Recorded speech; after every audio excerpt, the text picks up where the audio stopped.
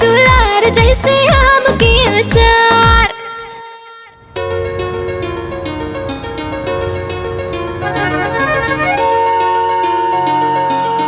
कथिए के लोढ़ा सासू कथिए के थाली हो, कथिए के लोढ़ा सासू कथिए के थाली हो।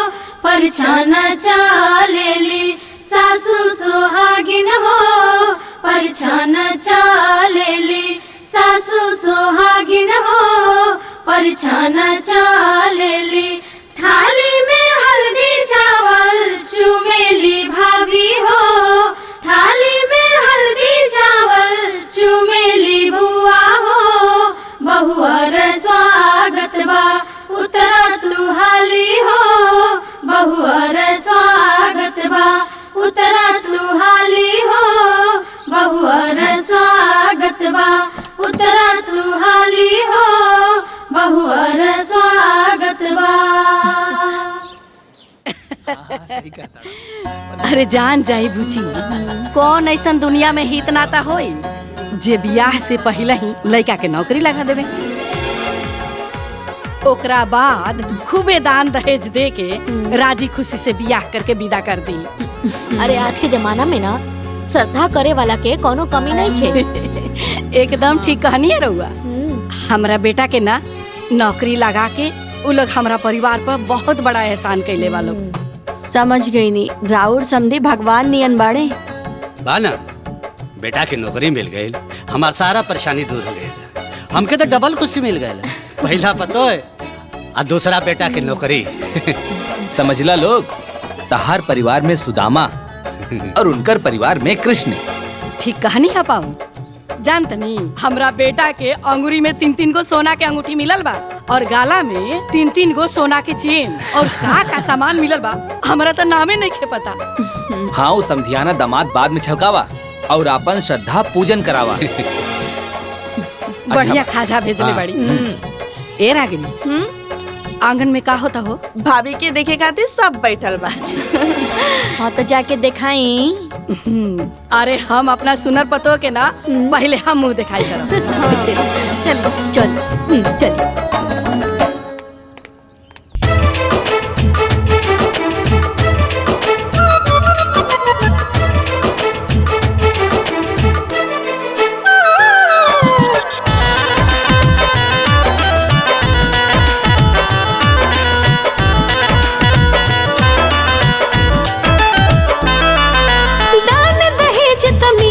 बाटे पूजल खूबे श्रद्धा, हमरा भाभी के सुंदरता आज उड़वलस गर्दा।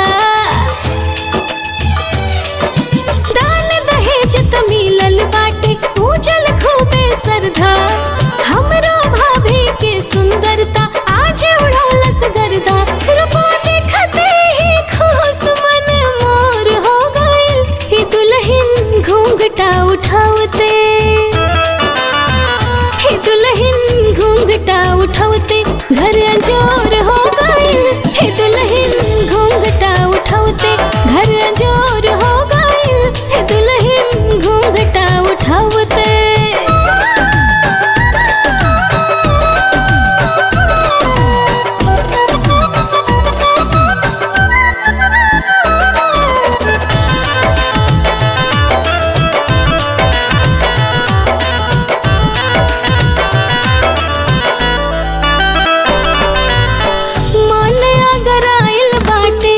खूबे धधाइल बाटे बहुते समान भाभी तोहरा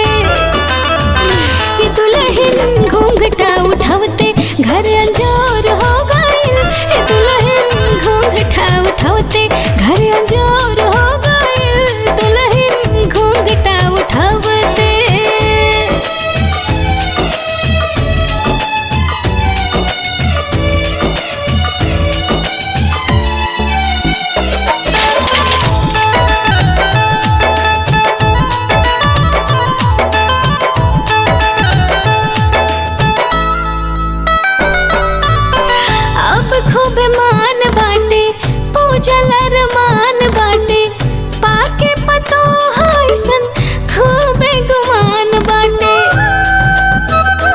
अब खूब मान बाटे पूजल अरमान बाटे पाके पतो हसन खूब गुमान बाटे रही लाख के खुशी अब करोड़ हो गई हे दुल्हन घूंघटा उठावते हे दुल्हन घूंघटा उठावते घर अंजोर हो गई हे दुल्हन घूंघटा उठावते घर अंजोर हो गई दुल्हन घूंघटा उठावते।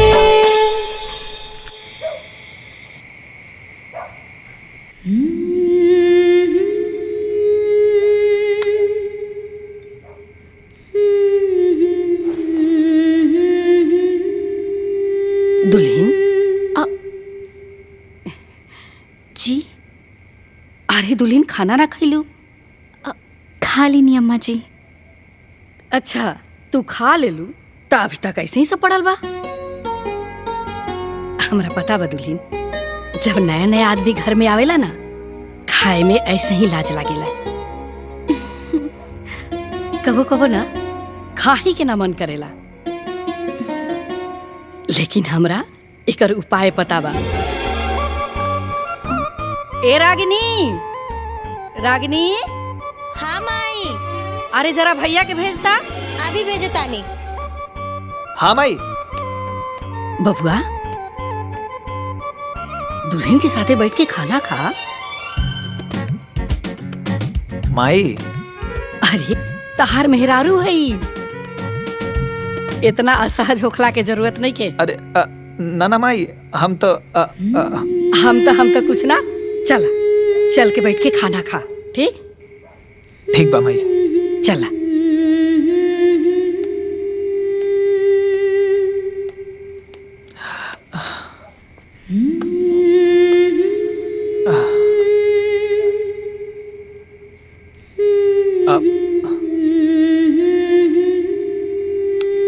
तोहार माई हमार नौकरी लगवा के हमार परिवार के संजीवनी दे देली। हम और हमार परिवार बहुत भाग्यशाली बा तोहरा के पाके। तू खुश बाड़ू ना हमरा घरे? ये हमार घर ना हा का? ना ये तोहरो घर हा। तू छुप के फोटो खींचे तारू? हाँ भैया, ये फोटो तो यादगार बनी।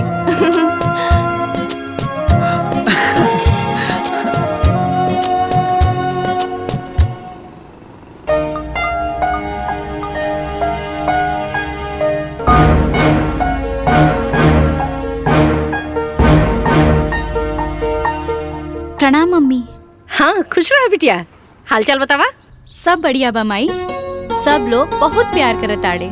बिल्कुल नहीं खेलागत कि कोनो अनजान जगह पे आ गइल बानी। सुन के मन खुश हो गल। अरे हमार मकसद जौन पूरा हो गल। खैर छोड़ा, कुछ भी हो ना फोन जरूर करिहा। ठीक है मम्मी। प्रणाम। खुश रहा, अपन ख्याल रखिया। हाँ माई। ठीक।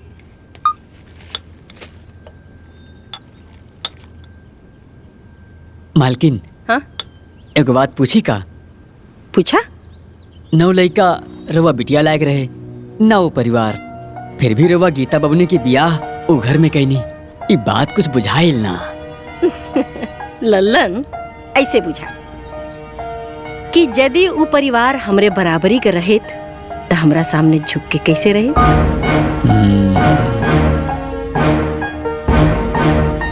अपना बेटी के सुख के खातिर सबसे पहले हम अपने होखे वाले दामाद का नौकरी लगोनी, फिर अपने बिटिया का ब्याह करनी और एहसान लाद देनी।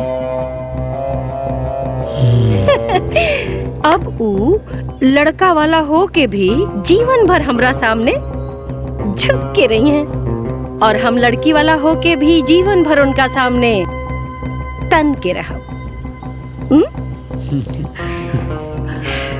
बिटिया के आजादी मिल गई, ससुरे में रह के भी ऊ नैहरे का सुख उठाई। कैसे? जैसे हमार बड़की बिटिया और बड़का दामाद भोगता रहे। अब बुझाई। बड़की बिटिया का जीवन तो बर्बाद कैले रहनी, अब छोटकियों को बर्बाद करे के तैयारी बा। का कहनी है?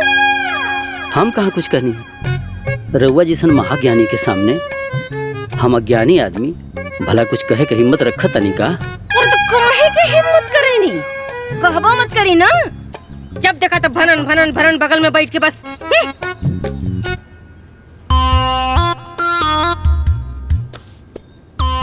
माई बाबू से बात कैले रहे लो। देखिए, आपकी माँ चाहे जो भी बोले, बाकी होगा वो है जो अब मेरी मम्मी ने कहा है। अरे हम कहाँ ना बोलने हैं? अरे तो जब ना बोल रहे हैं तो बोलबो मत करब ना। और दामाद जी एक बात याद रखी कि यदि हम रउआ के रउआ परिवार से अलगे ना कैले रहती ना तो न तो लखनऊ में मकान बनल रहत और न तो गोरखपुर में जमीन किनाइल रहत, ठीक ना? जी जी सासू माँ। अब मम्मी इनको मना कर दो, आजकल कुछ ज्यादा ही अपने घर वालों से सलाह मशवरा कर रहे हैं।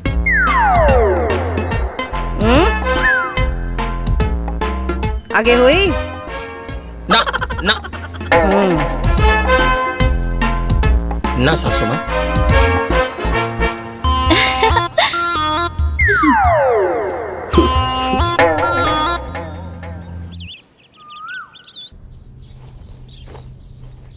दुल्हीन। जी मम्मी। फुआ और मौसा जी लोग जाता लोग। अच्छा। ता वहाँ लोग के माड़ो में खिलावे खातिर जोन थरिया देहल गई रहे ना, वो कहाँ बा? हमरा के तो मालूम नहीं खे। एक मिनट, हाँ मम्मी से पूछ के बतावा तानी। पूछ के बता दिया। ठीक जी।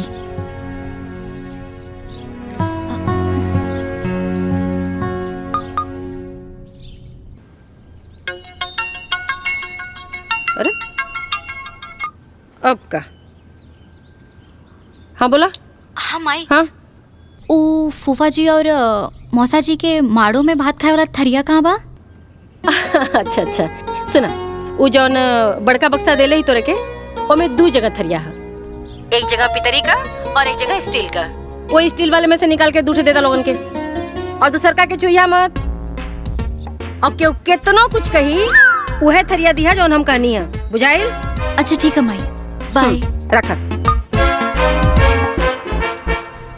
का हुआ फिर कब आईबू? जैया नया खबर सुना देबा ओही दिन दौड़ के आई ए बबुआ। हाँ दीदी, आगे आगे रहुआ पहुँची, ओकरा पीछे हम पहुँच जाए।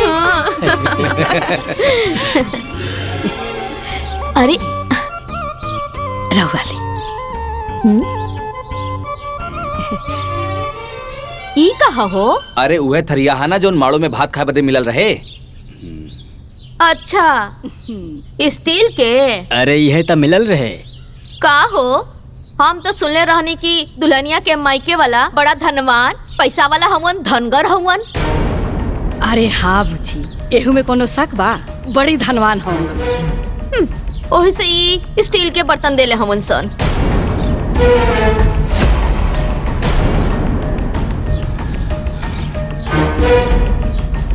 अरे ये दीदी देखले नहीं की, हाथी के दांत दिखावे के कुछ और होला और खाए के कुछ और। सही कहा तारू।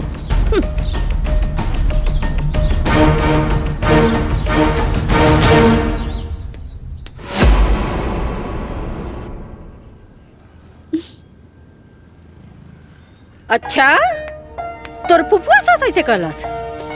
हाँ माई, और फूफा जी के साथ मामी जी भी हाँ में हाँ मिलावत रही। अच्छा तनी अपना सास के फोन देता फोन अपना सास के। ठीक बा माई।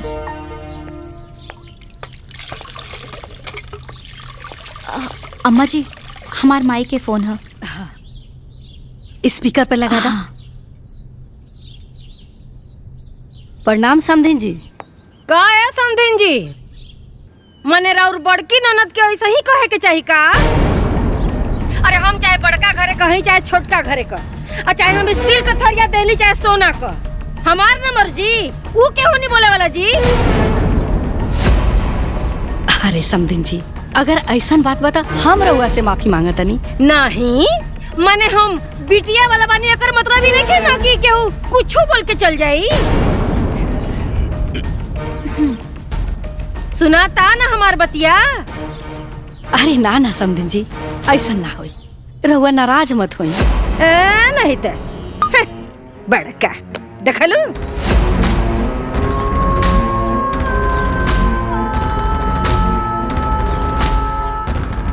ओह माय गॉड, ये तो बहुत ही गलत बा। जानती हो माँ, एक बार इनकी मौसी जी भी ना मुझे कुछ बोली थी। तुमने तो जो सुनाया सो सुनाया, मैंने तो पूरी इज्जत ही उतार दी थी। तब से इनके घर में कोई मुंह नहीं खोलता है। का जी सही बोले ना? हाँ जी, आप हमेशा से ही सही बोलती हैं। लगाइए। हे भगवान।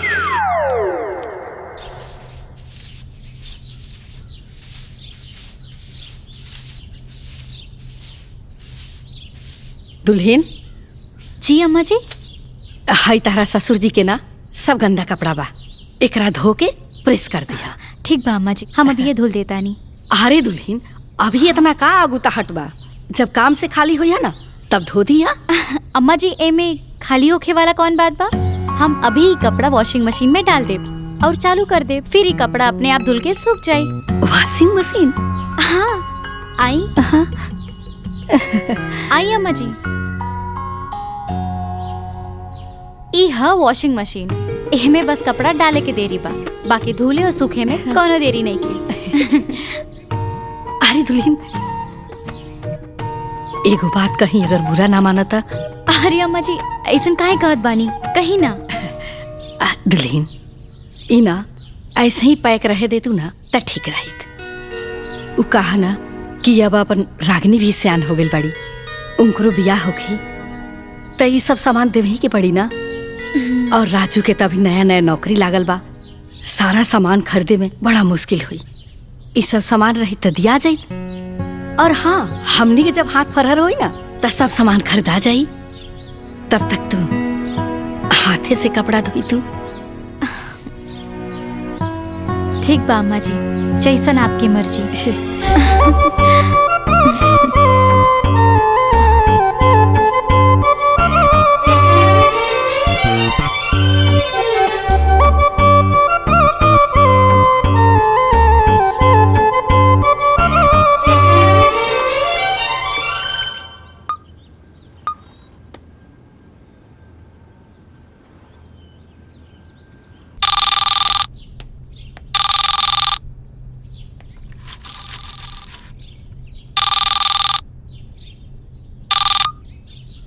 हेलो।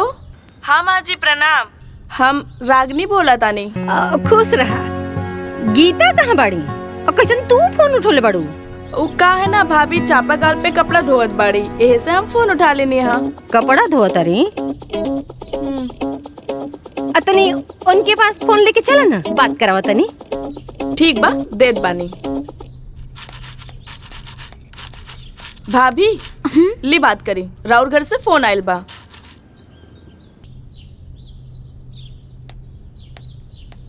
हाँ मम्मी, का हाल बा? ठीक बाड़ू ना? अरे हाल चल के मुंह पिटावे, पहले ही बताओ ते करत का बाड़ी? मम्मी ऊ कहा कि थोड़ा सा कपड़ा रहल, उहे धुलत रहनी। कहे वॉशिंग मशीन का हम शोरूम में प्रदर्शनी लगावे के देले बाड़ी कि तू हाथे से कपड़ा धोता रही? जाके सारा कपड़ा मशीन में डाल। मम्मी कहा कि ओ मम्मी जी के इच्छा है कि वो वॉशिंग मशीन वैसे ही रखल जाए, वो रागिनी बबुनी के शादी में दहेज दियल जाए। का कहलुआ? रागिनी के दहेज में? अरे दिमाग खराब आउ नन करे कि पगलागल बड़ा सरे। कोनो भी सामान में अपने बिटिया के सुख खातिर देले बड़ी, उनका बिटिया के दहेज देवे खातिर ना। मम्मी जाय दे ना। देता फोन अपना सास के। हमहू देखता नहीं कि कैसे पतो का सामान देवल जाला है उन्हें। हम बाद में अम्मा जी से बात कराई। सुन, ज्यादा देतिया मत बन, बुझाइल ना? अरे तक पारे पे चढ़ के बंसी बजावे लगिया तो समझ में आई तो रखे पगलेट कहीं का। शुरू में टोका टोकी जरूरी होला, बुझाइल? चल फोन दे अपना सास के, बात करो हमार। प्लीज मम्मी प्लीज, बात यही खत्म कर देना प्लीज। बाद में कोनो बात हुई तो हम बता दे, तब बात कर ली। हाँ प्लीज मम्मी। अच्छा तो ठीक बा, एदा पारी तो हम मान जाता नहीं, लेकिन आगे से ऐसा कुछ भी भइल ना तो बता देता नहीं, हमरा से बुरा क्यों ना होई। बता दिया उन्हें लोग के। ठीक बा मम्मी। रख फोन।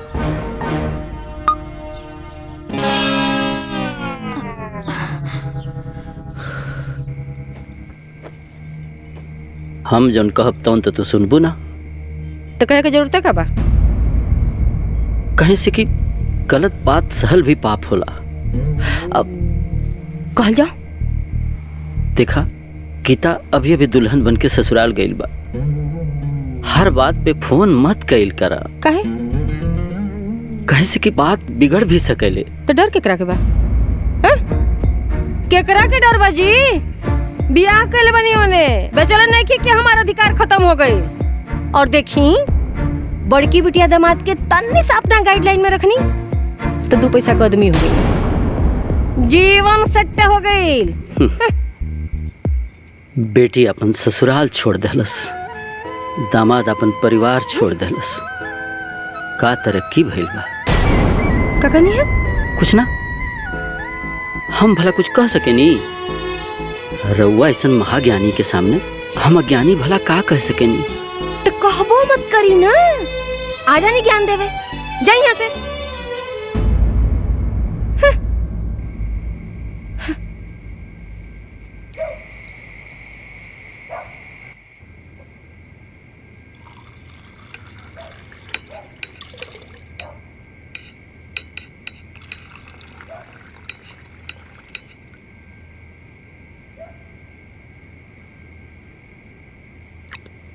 माँ जी।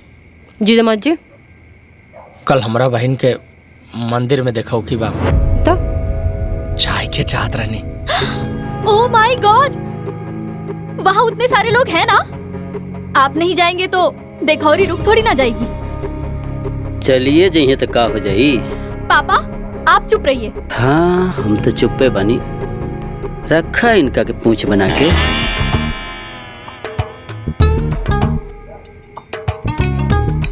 मम्मी जी, का आदेश बा आपके? बाहर से बाहर जाए के, देखो कि कह के, और बाहर से बाहर वापस आ जाए के। जी मम्मी जी। और हाँ, ज्यादा लस्सी फुस्सी मत करिए वहाँ, नहीं तो ब्याह खातिर पैसा मांगे लगी सब। अब दे ही दी है तो का हो जाई। आखिर बहन ही है। पापा आप चुप रहिए। सारा पैसा वहाँ दे देंगे तो जो गोरखपुर में मेरे लिए प्लॉट लिया है उसका क्या होगा? बताओ मम्मी। सही बात। अरे इनके का पता, जिंदगी भर तो बैठ के खाई ना। इनका के का पता कि बिटियन का जीवन कैसे बनी। कबो कबो औलाद के दुश्मन हो। और अब वही चुपचाप बैठ के खाई और खाए दे। खाई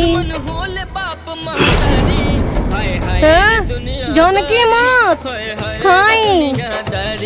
हाय हाय रे दुनियादारी।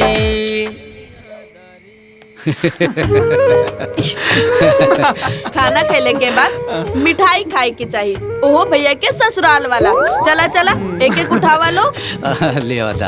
अरे लड्डू ले लूं तो पनियो ले आओ। हाँ हाँ ओहो ला दे, पहले लड्डू तो खा ला लोग। अब तो हर शादी ब्याह हो गई, जिम्मेदारी बढ़ गई। हाँ बेटा, अब खर्चा भी बढ़ गई। नौकरी बहाना माई, सब हो जाए। देखा बेटा, सोच समझ के कदम उठैया। तू अकेला कमाए वाला बड़ा और तोहरे माथा बहुत भार बा, पता नहीं कैसे होई। सब हो जाए बाबूजी। अब भैया कह दे लेना तो समझा सब हो जाई। लेकिन कैसे हुई बेटा? देखा माई, सबसे पहले रागिनी के एक बढ़िया कोचिंग में एडमिशन करावे के बा। काहे कि हम पैसा के अभाव से इंजीनियर ना बन पाऊनी, लेकिन ओकरा के इंजीनियर जरूर बनाईब। ये हमार सपना बा। ओकरा बाद जे होई ओकरे हिसाब से होई। ठीक बा बेटा, सब तोहरी हाथ में बा, तू ही कमाए वाला बड़ा। चिंता मत करा माई, सब सही हो जाए। ठीक बा बेटा, जा, ढेर रात हो गई बा, जाके सुता। ठीक बा।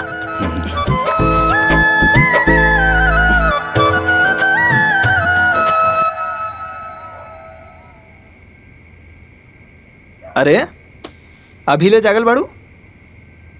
नींद नहीं आवत। काहे? काहे कि रहुआ काले चल जाए। अच्छा, यह सोच के नींद नहीं खियावत? अरे देखा, नौकरी करे के बा तो जाए के पड़ी ना।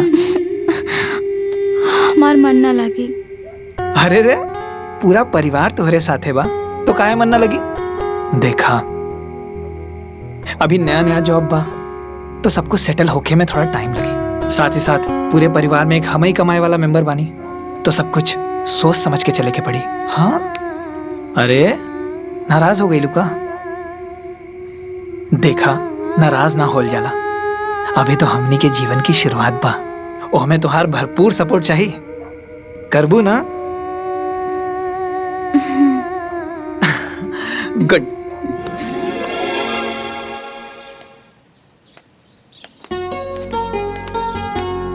अरे बुचिया, अचरवा कहाँ रख ले रे? यही बैगों में तो बा। अरे कपड़ा में लग जाए तो? अरे बेटा ना लगी, हम प्लास्टिक में बांध के डिब्बा में रख देले बानी, ऐसे ना लगे। अरे बेटा, तोहर माई बहुत होशियार भी है। अच्छा अच्छा ठीक बा, बुरबक के सही। रउआ होशियार बानी ना? खुश? अरे हाँ बबुआ, सतुआ भी बांध के रख देले बानी, भुजना भी बांध देले बानी जी, और पूरी भुजिया भी बना देले बानी। तू पहले पूरी भुजिया खा लिया, नहीं तो खराब हो जाई ना। ठीक बा माई, अब जाएं? हाँ। खुश रहा, अपन ख्याल रखिया, आयजा के चिंता बिल्कुल मत करिया, हमनी के बानी छना। खुश रह बेटा, बेटा बढ़िया से रहिया। ठीक बा बाबूजी। प्रणाम भैया। ठीक से पढ़िया। हाँ,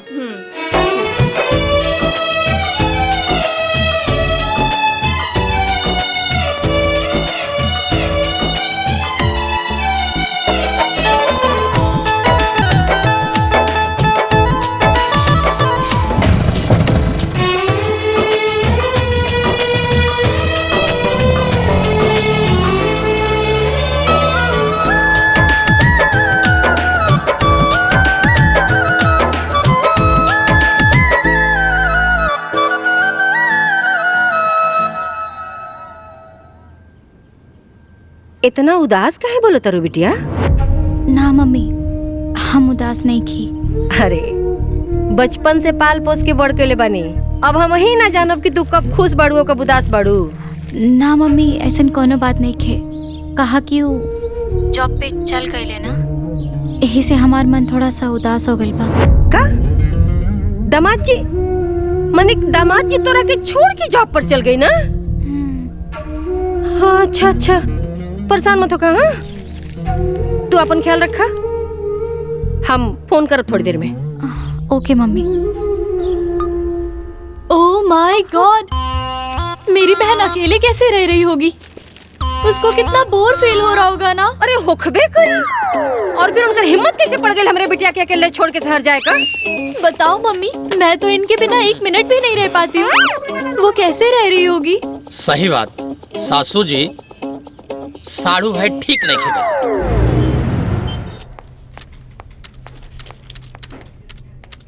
सर, थैंक यू। रुका था, अब यही हम उनका हिसाब करता नहीं।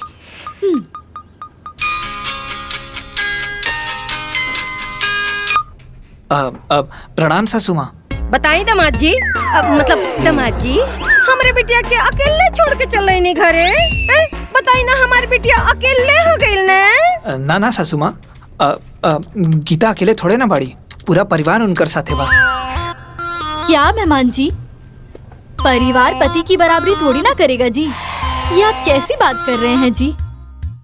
मैं तो इनके बिना एक मिनट भी नहीं रह पाती हूँ। अरे साढ़ू भाई, हमार साली साहब अकेले बैड न फील करत होही। हाँ, बताओ ना माँ, गीता बहुत उदास थी क्या? रो रही थी क्या? करी। हाँ। देखी लोग, हम रउआ लोगन से प्रॉमिस करतानी कि हम बहुत जल्दी गीता के अपने साथ रखब। अबे हम ऑफिस में बानी। प्रणाम। बताओ मम्मी, बेचारी गीता। ए बबनी, तनी पढ़े में सीरियस हो जा। भैया के सपना पूरा करे के बा। हाँ माई एकदम सीरियस हो गई नहीं, भैया के सपना जरूर पूरा करब।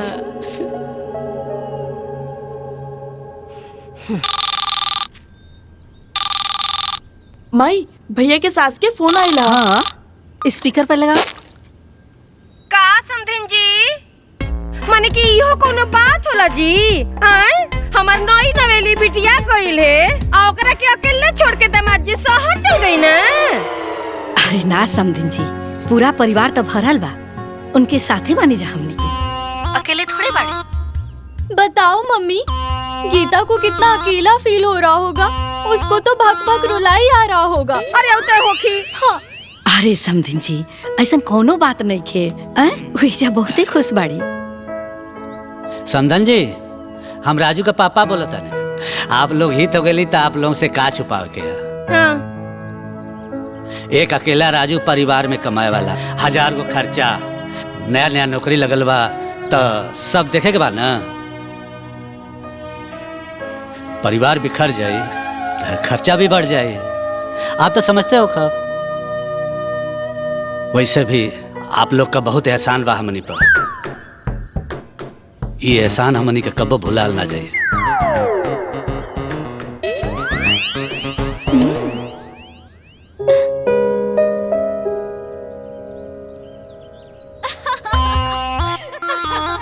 बताओ मम्मी, तुमको याद है ना एक बार छोटन जी जब हमको छोड़ के गए थे, तुमने तो हंगामा ही कर दिया था। और मैं भी जो भाग के आ गया था। हाँ। ओह माय गॉड। बाकी गीता कैसे रहती होगी? वो जंगल में ना, अपना ससुराल में बिया। और तू लोग बार बार बोल के ओकरा जीवन में आग मत लगावा। बताओ मम्मी, पापा को क्या मालूम कि उसकी भी अपनी पर्सनल खुशी होती होगी ना। हाँ सासू माँ, फैमिली थोड़ी ना हैप्पी देगा उसको। हाँ। माँ है हम, हमरा के न पता बा कि औलाद का दर्द का होला, इनका के का पता। तू ही दोनों जानी त ओकरा जीवन के बर्बादी के कारण बनल बा। का कहनी है? कुछ ना, हम कहाँ कुछ कहनी है। तू दोनों महाज्ञानी के सामने हम अज्ञानी के कुछ बोले के हिम्मत बा? तो हिम्मत करबो मत करब।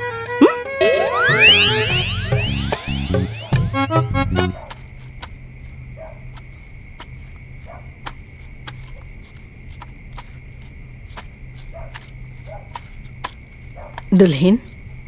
जी अम्मा जी। आटा सना गइल का? जी अम्मा जी, अब जात बनी रोटी सेके। अच्छा। दुल्हन। जी अम्मा जी। एगो बात कही। जी। घर में ना ईंधन गोंठा बहुते बचल बा, त तू चूल्ही पे खाना बनैतू त ठीक रहित। उ कहा न दुल्हन, गैस बचल रही त गाहे बागाहे काम दिहित। हित न ता मर मेहमान नहीं है त जल्दी खाना बन जाई। ठीक बा अम्मा जी, जैसन आप कहीं। त चूल्हे पे बना ला। ए रागिनी, जाके बाहर से ना गोईठा लकड़ी लेके आ जाओ। ठीक बा माई, ले आवा तानी। दुल्हन, सब्जी कटा गई, ठीक ना? ला सब्जी बना दिया। आजल के हो ना समझई रिश्ता के गहराई, रहेला सबके साथे साथे बन के परछाई। ए रिश्ता में होला हर सवाद के भरमार, ए रिश्ता में होला हर सवाद के भरमार। ससुरार के दुलार जैसे आम के अचार, ससुरार के दुलार जैसे आम के अचार।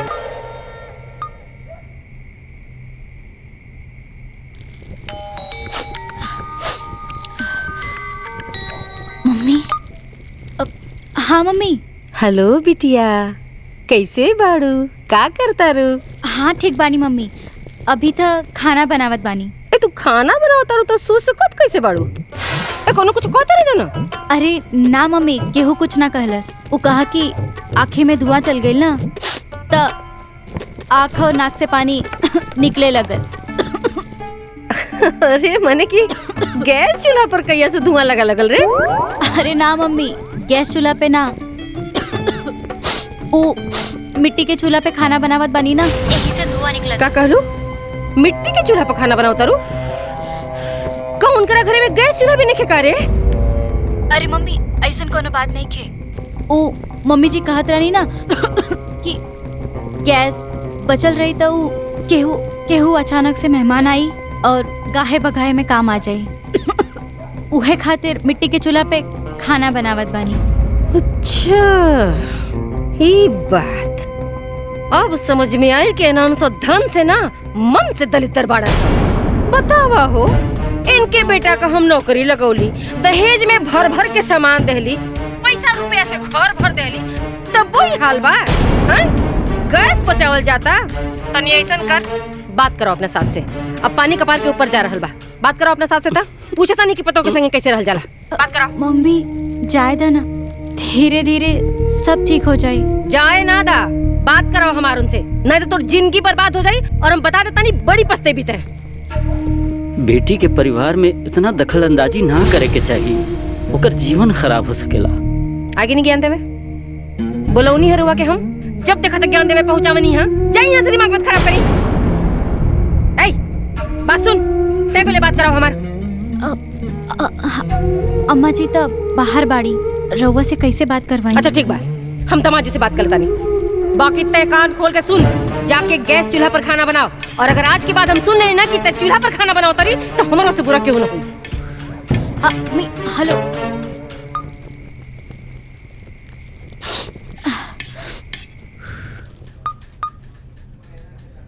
हाँ रागिनी। हाँ भैया प्रणाम। खुश रहा खुश रहा। माई के फोन दा। माई, हाँ ली, भाई के फोन आयल बा। स्पीकर पे लगाओ। प्रणाम माई। खुश रहा बउआ। रागिनी के कोचिंग में नाम लिखवावे खातिर अलमारी में चेक रख ले बानी साइन करके, बाबूजी के दे दिया। बाबूजी के फोन दा। भाऊजी ऐसे बने ले बतियाओ। प्रणाम बाबूजी। बेटा वो रागिनी का तलिक बड़ा महंगा कोचिंग है। तो ओकर चिंता छोड़े ना बाबूजी, हम ओकरा के इंजीनियर बनल देखे के चाहता नहीं। बिहान जाके एडमिशन करा दिया। बेटा हमके कुछ बुझाइबे ना करी, वहाँ जाके का कर। तू बस रागिनी के साथे जी, हाँ बाकी सब काम वो कर लिए। ओके सब पता बा। रागिनी के फोन दा। हाँ हाँ ला। हाँ भैया। अलमारी में चेक रख ले बानी साइन करके, साथ ले ले जी। हाँ बाकी सब बाबूजी के अकाउंट में जो पैसा डलले बानी ओकर इंस्टॉलमेंट से पूरा हो जाए। जी भैया प्रणाम। खुश रहा खुश रहा।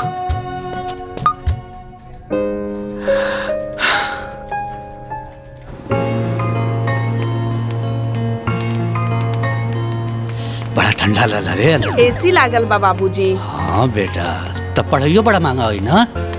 पढ़ाई भी तो अच्छा होला। हमारे के जमाना में ओची कोचिंग ना रहे, नया जमाना नई पढ़ाई है। रुका बाबूजी, का एक सेल्फी खींच के भैया के भेजे के बाद। हाँ ले खींच।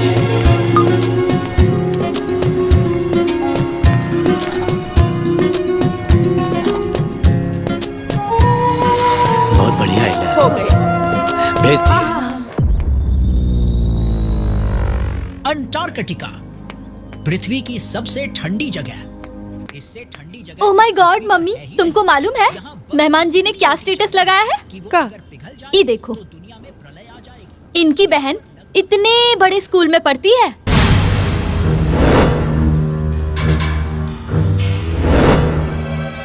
इतने बड़े स्कूल में तो कभी तुमने भी मुझे नहीं पढ़ाया।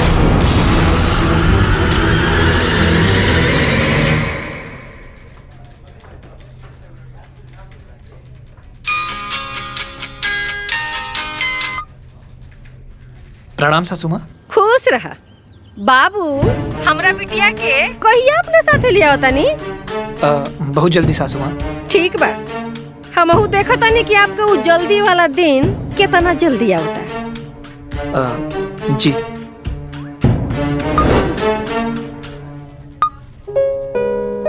अरे बाप रे, इस सासू माँ तो हाथ धो के पीछे पड़ गई। अजी गीता को वीडियो कॉल करिए ना।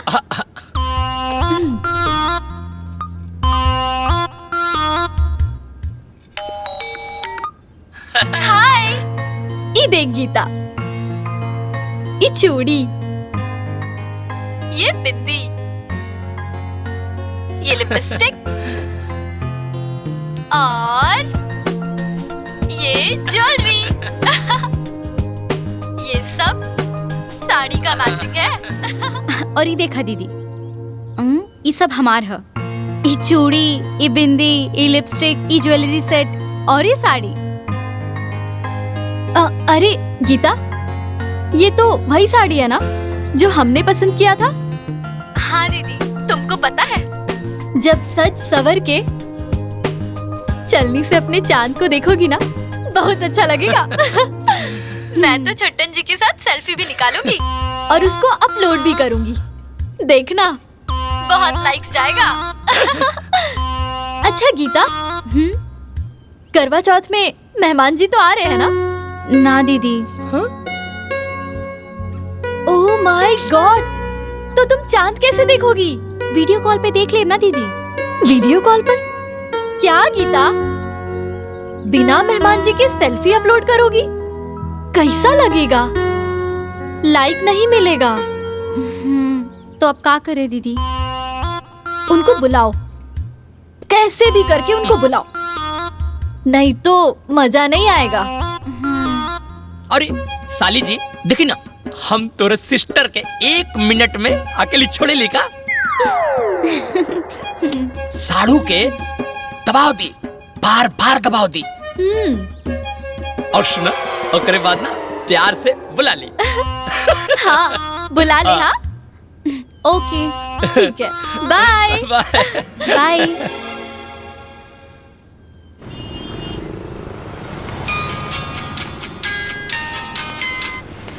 हाँ गीता बोला। ये हमार पहला करवा चौथ है और रउआ ना आइब तो हमरा के अच्छा ना लगी। बाकी एक दिन आइब तो छुट्टी भी जाई और पैसा भी नुकसान हुई। अच्छा, हमार खुशी से बढ़ के पैसा हो गइल बका? और हम कौन पिकनिक मनावे खातिर बुलावतानी? हम तो बस पति पत्नी के पूजा में शामिल होके खातिर बुलावतानी। अरे यार प्लीज आए ना, प्लीज।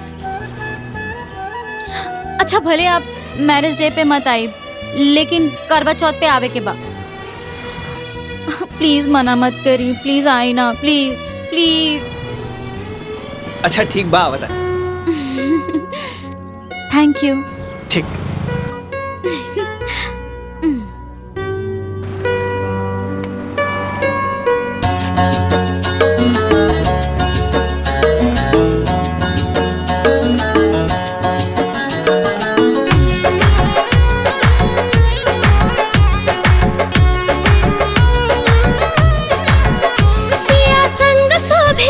चंद्र जैसे जोड़ा राधा और कान्हा के ऐसे, सिया संग शोभे रामचंद्र जैसे जोड़ा राधा कान्हा के ऐसे हो रामा के हम हैं राम जी के सिया सुकुमरिया उमरिया बनल रहो ना के गह गह करत रहे फुलवरिया अटरिया सजल रहो ना।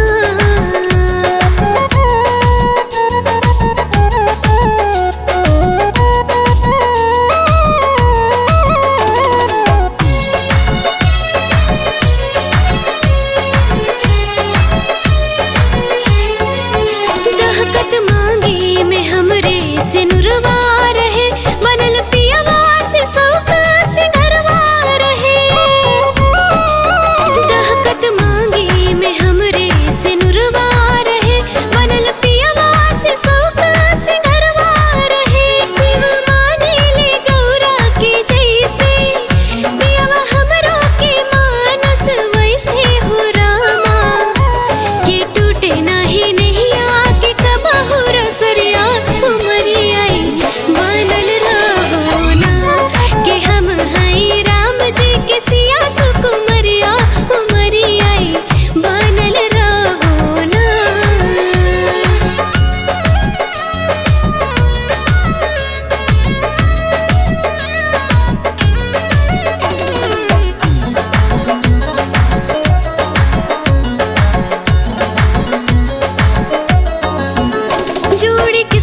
से ईश्वर बनावेले हो, दूगो दिलवा के उहे मिलावेले हो।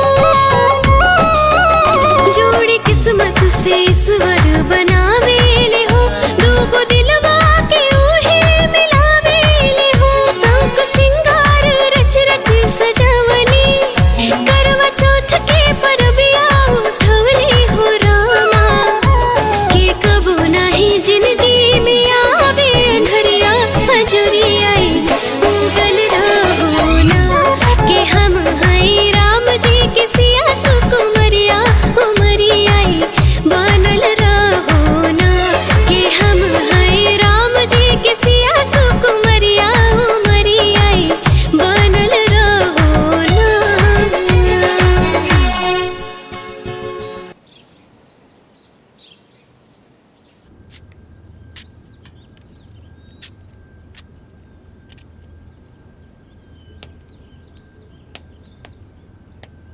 अरे बबुआ आओ बैठा। कितना दुबरा गइल दुल्हन। जी अम्मा जी।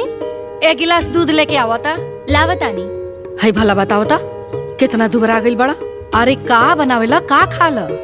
नौकरी करे के बा, देह में शक्ति ना रही त काम कैसे होई। अरे ठीक तो बानी हम, बाकी शरीर का वजन भी ठीक बा। लीजिए पिया। राजू जी बाबूजी। हम सोचा तानी कि बहू के अपने साथे शहर ले जा। टाइम टू टाइम खाना खात होगा, अकेले रहला में दिक्कत होला बेटा। ना ना बाबूजी, हमके कौनो दिक्कत नहीं है। अरे कैसे दिक्कत नहीं है, हमनी से बेसी तू जानता रहा। इतने दिन में तो इतना दुबरा गईला। मर्द के काम नु करे के बा कि घर में बैठ के चौका बर्तन करी, कपड़ा धोई। अरे अकेले का करबा बबुआ। अरे माए बाबूजी, अब इनका लेके जाइब तो सारा प्लान फेल हो जाए, बहुत खर्चा बढ़ जाए।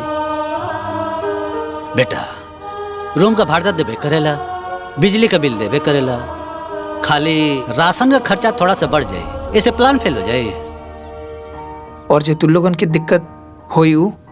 अरे बबुआ हमनी के कोनो दिक्कत ना हुई। रागिनी बाड़ी न, हमनी के कोनो दिक्कत ना हुई। और वैसे भी तार माई इतना कमजोर नहीं की, अब अहियो 50 आदमी के खाना बना के खिला सकत रही। बात माला, दुल्हन के अपना साथे साथे शहर ले जा।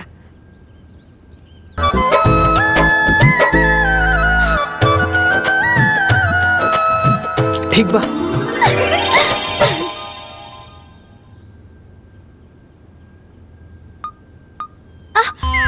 क्या छोटन जी, ठीक से करिए ना। बना तो रहल बानी। बताओ माँ, एक चोटी भी ठीक से नहीं बना पा रहे हैं। अरे ये दोनों दमादन के ना हमरे बेटी इनका चिंता देखे। अरे ठीक से करी। चलिए हटिए यहाँ से, हटिए। मूड खराब कर दिया। अरे गीता का वीडियो कॉल। प्रणाम मम्मी। हाँ बिटिया खुश रहा। मम्मी हम शहर आ गए और रउआ के दामाद हमरा के साथे लेके आ गई। हाय भगवान। हाँ माई, आज हमार तपस्या पूरी हो गई। हमार बिटिया जाल से निकल के आजादी की हवा में आ गई। मम्मी ये देखी हमार शहर के घर। हाँ दिखा दिखा। ये देखी मम्मी, यह बेडरूम और यह ड्राइंग रूम, ई बैठे के जगह और यह किचन।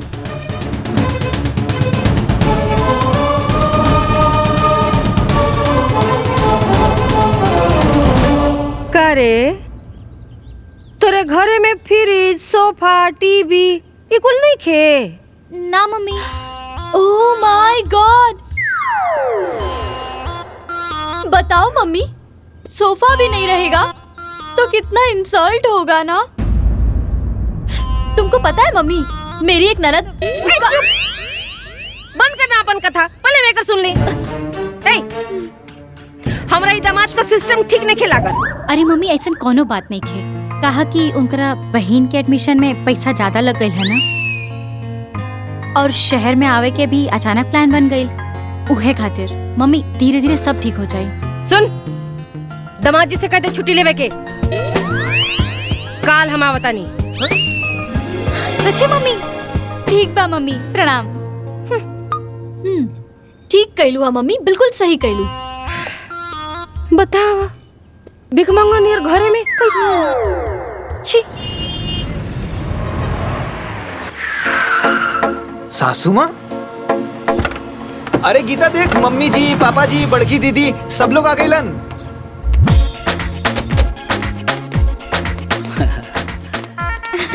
मम्मी। अरे बेटा खुश रह। प्रणाम बाबू। सब लोग ठीक बा ना? अच्छा लगल तो के देख के। जी। चल। पापा। अरे हमारा खुश रह बेटा, सदा सुहागन रह। ठीक बड़ा दीदी। सब बढ़िया बा। और साड़ू भाई?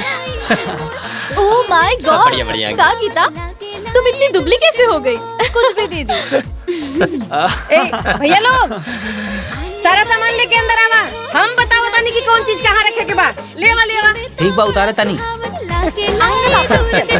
कब्बो खट्टा मीठा चल। कब्बो लागेला झरहार, कब्बो खट्टा मीठा कब्बो लागेला झरहार, ससुराल के दुलार जैसे धीरे धीरे सारा सामान उठा ली वालों, अपने हिसाब से हम रखवा ले। दुलार जैसे आम के अचार। मम्मी आई बैठी, सब रखा जाए। नहीं बिटिया, सारा सामान हम अपना हाथे व्यवस्थित करब। हमार बिटिया का घर इतना खाली खाली ई हमरा के मंजूर नहीं खे। सासू उहाँ माँ? रखा, हाँ? ये सब सामान? रउआ चिंता मत करी बेटा, सारा सामान इंस्टॉलमेंट पर बा। धीरे धीरे राउर तनख्वाह में से कटत जाए, ठीक है? ओह माय गॉड। बताइए मेहमान जी, अगर गीता का घर स्टैंडर्ड नहीं दिखेगा तो कितना इंसल्ट होगा ना। बेटा घर में सब लोग ठीक बा ना? हाँ हाँ सब लोग ठीक बा बाबूजी। अच्छा। हम चाय बना के लेके आवत आनी। ठीक बा। गीता। अरे दीदी तू यहाँ, हम चाय बना के लेके आवत रानी है ना? वो क्या है ना गीता कि मुझे तुमसे बहुत जरूरी बात करनी है, इसीलिए यहाँ आ गई। क्या बात है दीदी, बोला ना।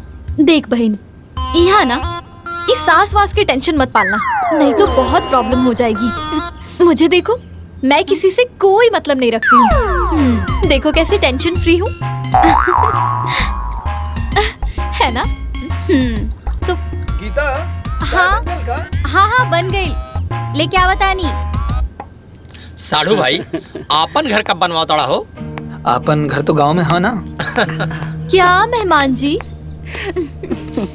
ये भी कोनो बात है? अबे बात में कौन खराबी बा? अब दामाद जी आप हमार बात सुनी। अब ना रउआ अपने घर के चक्कर में पड़ी। देखी छोटन जी के लखनऊ में घर बन गया। ओह माय गॉड। क्या मम्मी, मेहमान जी को पूरी बात तो बताओ। इनको ये भी तो बताओ कि मेरे नाम से गोरखपुर में जमीन भी लिया है। अब यहाँ के अपन हित हो गए बनी, धीरे धीरे सब पता चलिए न जाई। बाकी साड़ू भाई लखनऊ वाले मकान के गृह प्रवेश करब तोरा के बुलाए। और सुना, साली जी के लेके आवे के पड़ी। जी हम जरूर आई। बिटिया अब तू कोनो बात के चिंता मत करिया। अब तू हमरा लगे आगल बढ़ू ना, अब हमेशा हमार नजर तोरा पर रही। मम्मी हम सब ठीक कर दे। अब यहाँ से चले के चाहिए। भेंट मुलाकात तो सबसे हो ही गई, अब दामाद जी के काम भी तो हुई बहुत। जी बाबूजी। अच्छा चलिए।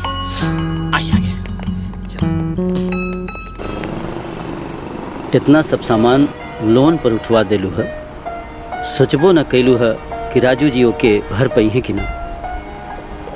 अगर दामाद जी के कपार पर लोड ना चढ़ौती ना तो दामाद जी पैसा भेज देता अपना बहन के पढ़ाई खातिर, और फिर जिंदगी भर हमार बेटी गांव का माटी फाकत। तो हर जवानी सोच बा ना, देख लिया एक दिन घर परिवार खातिर बहुत खतरनाक हुई है। का कहनी? हम कहाँ कुछ कहनी है, तोहरा ऐसा महाज्ञानी के सामने हम अज्ञानी के बोले के मजाल बा। तो बोलबो मत करी। अरे का बताई माई, सोफा फ्रिज पलंग टीवी सब सासू माँ लेके आ गई ली। अरे तो पैसा कहाँ से आई? वो सब लोन पर बा, हर महीना हमार सैलरी में से कटी। बेटा खर्चा बढ़ गए ना? हाँ बाबूजी, लोड तो बढ़ गई, बाकी शहर में रहे के बाद तो ठीक से रह के पड़ी। हाँ बेटा, ठीक कहा तारा। जैसन देश वैसन भेस तारा कहीं के पड़ेला। अच्छा माई प्रणाम। फोन करत रहिया लोग, ठीक बा? ठीक बा बेटा, तू बढ़िया से रहिया। खुश रहा। खुश रहा।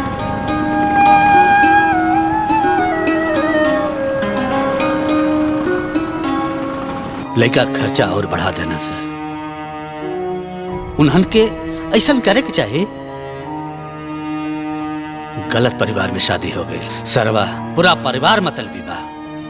अरे अब तो बियाह हो गई, अब इसे सोचला में कोनो फायदा बची? तो औरत के समझ चाहिए ना है? एक आदमी के ऊपर पहले ही से इतना बोझ रहा, एक और बोझ डलवा देला। ए जी, कम से कम वो दोनों खुश तो बड़ा सना। हमनी के का चाहिए? ओहनी के खुशी बस।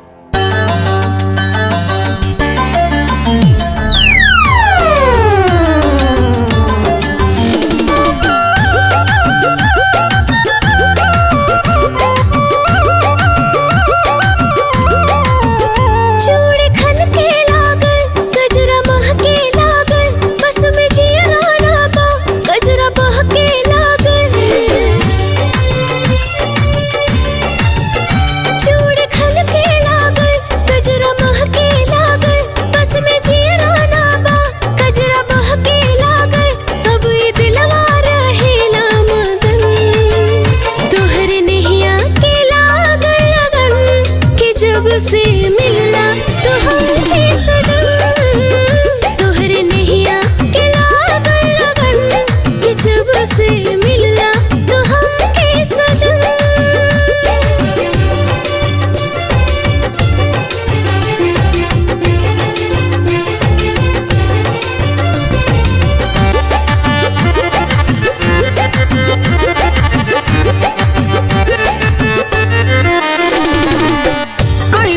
जादू कोइल गुजरिया हर घड़ी खोजल तो के नजरिया।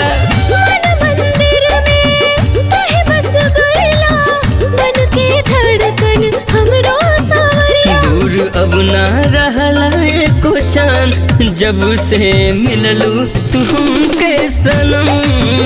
तोहरे नैया के लागल लगन कि जब से मिलना तो हमके सजन।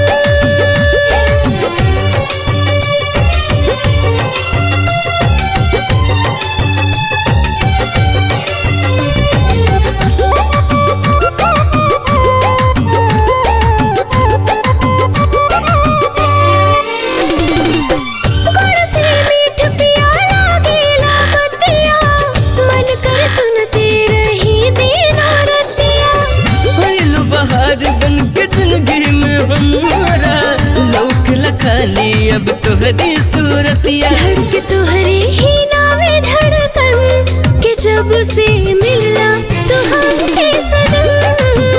अब ये दिलवा रहेला मगन कि जब से मिललू तू हमके सनम।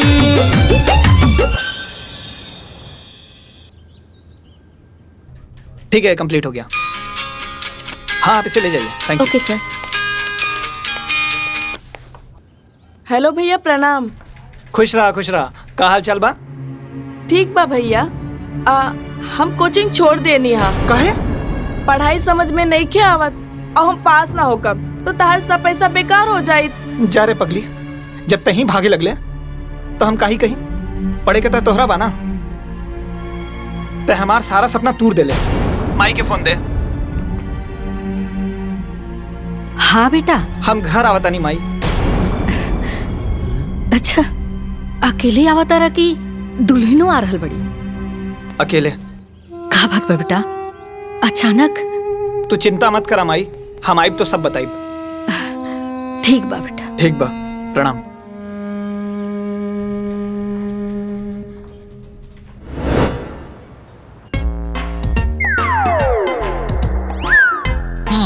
मम्मी जी, ये वाला खाइए ना, बहुत मीठा है। ये बहुत खट्टा वाला। ये बहुत मीठा बा। अरे बेटी से बिना बतियोले संतरा खाए लगलू, ऐसे बची? बेटी तो नहीं बिजी भैया, फिर जाके फोन करी। बेसुरी मत फेंकी। आ गई।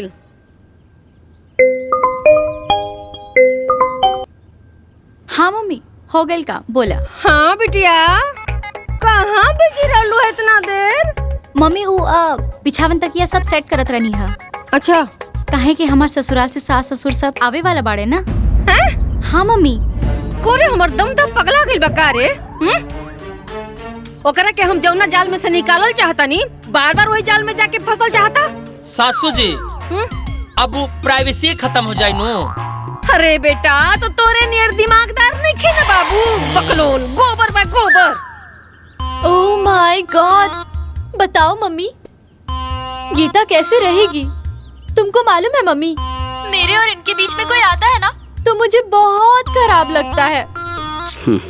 तो जाके जंगल में रहा, यहाँ कह रहा तारू। अरे रउआ चुप रही। बताओ बिटिया, यहाँ हम अपना बिटिया खातिर परेशान बाड़ी और वहाँ तोर मरद अपना माई बाबू खातिर परेशान बा। बात कराओ तो, बात कराओ। ओ मम्मी, वो तो यहाँ नहीं खे, वो तो गावे चल गई बाड़े सबके लावे खातिर। गावे? हाँ मम्मी। कट कट। अब ना बेटा, हमनी के तोहरे साथे शहर ना जा पाल जाई। समस्या का बा बाबूजी? देखा बेटा, एक तो तारा ऊपर ऐसा ही खर्चा बढ़ल बा, हमनी के जाइब जाता खर्चा और बढ़ जाई और तू परेशान हो जीबा। अरे बस खाना का खर्चा बढ़ी माई, बाकी का खर्चा उहे हुई जे लागत बा। रागिनी, रागिनी जी, ये क्या? नमस्ते सर। नमस्ते, कहिए। सर मैं कोचिंग से आया हूँ, ये चेक रिटर्न करना था मुझे। Thank you. सर एक बात पूछ सकता हूँ आपसे? जी पूछिए। सर आप देखने में काफी पढ़े लिखे लगते हैं, तो फिर आपने अपनी बहन की कोचिंग क्यों बंद करवा दी? वो पढ़ती ही कहाँ थी? नहीं सर, वो तो पढ़ने में हमारे क्लास की सबसे नंबर 1 स्टूडेंट है और बहुत ही ब्रिलियंट लड़की है सर। ठीक है, आप जाइए। नमस्ते। नमस्ते सर। रागिनी, रागिनी। हाँ भैया। एक बात बतावा। क्या बताई भैया? तू कोचिंग काहे छोड़ ले? भैया वो कोचिंग काहे छोड़ ले? कुछ समझ में नहीं क्या आवत, तो क्या करती? झूठ बोल बे। ओकरे पे काहे चिल्लाता रहा? सच्चाई हम बतावता ने। समधिन जी, हम अपने दामाद को नौकरी अपने बेटी के सुख के खातिर लगोले बाड़ी, रउआ के बेटे के इंजीनियर बनाओ खातिर ना। और एक बात बता दी कि अगर हमरा नौकरी लगवावे आवेला तो नौकरी छुड़वावे भी आवेला। फिर बनाओ तेरे अपना बेटिया के डॉक्टर इंजीनियर। तू इतना सुन के भी चुप हो गई लू? हम का करती बेटा, उतारा के नौकरी लगोले बड़ी और नौकरी कितना मुश्किल से मिलल बा। तो के हमरा पे भरोसा बा ना? हाँ बेटा। वो बबीता देवी हमरा के खरीद ले नहीं खे। रुक माई, फोन लगाता नहीं। ला माई, उनका औकात बतावा। दामाद जी के फोन। हेलो बबीता देवी, हम दामाद जी ना, तारा दामाद जी के माई बोला तानी। समधिन जी, पता बा ना केकरा से बात करता नहीं? अरे चुप ना समझ मूर्ख औरत। ते हमरा चुप्पी के हमर कमजोरी समझ ले रहीस ना, लेकिन अब ना। ए सुलेमान देवी, तोहर इतनी हिम्मत कि तू हमरा से ऊंची आवाज में बात करता रू? राउर कौन अधिकार बा हमार परिवार में दखल देवे के? अपना बेटी के खुशी का ख्याल रखल हमार काम बा। एको बेटा होके के नाते, एको भाई होके के नाते सब लोगन की खुशी का ख्याल रखल हमार काम हो। ए दामाद जी, आज लेके वो हमरा से इतना ऊंची आवाज में बात ना कइलस। ए सासू माँ, ऐसन घटिया हरकत आज तक हमार परिवार के साथे केहू ना कइलस। अगर हमके पहले पता रहित कि राउर सोच इतना नीच बा तो हम ही ब्याह ही ना करती। तोहर इतनी हिम्मत कि तू हमरा के नीच कहला, घटिया कहला। अरे हमरे चलते आज इज्जतदार बनला सा, हम ही नौकरी लगोली और हम ही से गर्मी। अरे लात मारता नहीं ऐसा नौकरी के, भाड़ में जाए ऐसा नौकरी और भाड़ में जाए ऐसा ससुरारी। इतना गर्मी उतारेब, तोहरो गर्मी उतारेब। 1 मिनट हमरा के पहले हमरा बेटी से कॉन्फ्रेंस कॉल पे बात करे दे। 1 मिनट बता नहीं।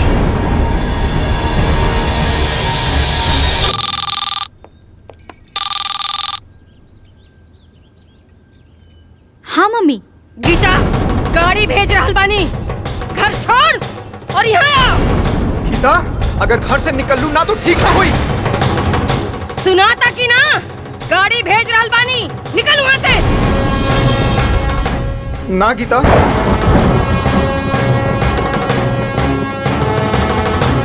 गीता गाड़ी भेज रहल बानी, अब बता रहे ना।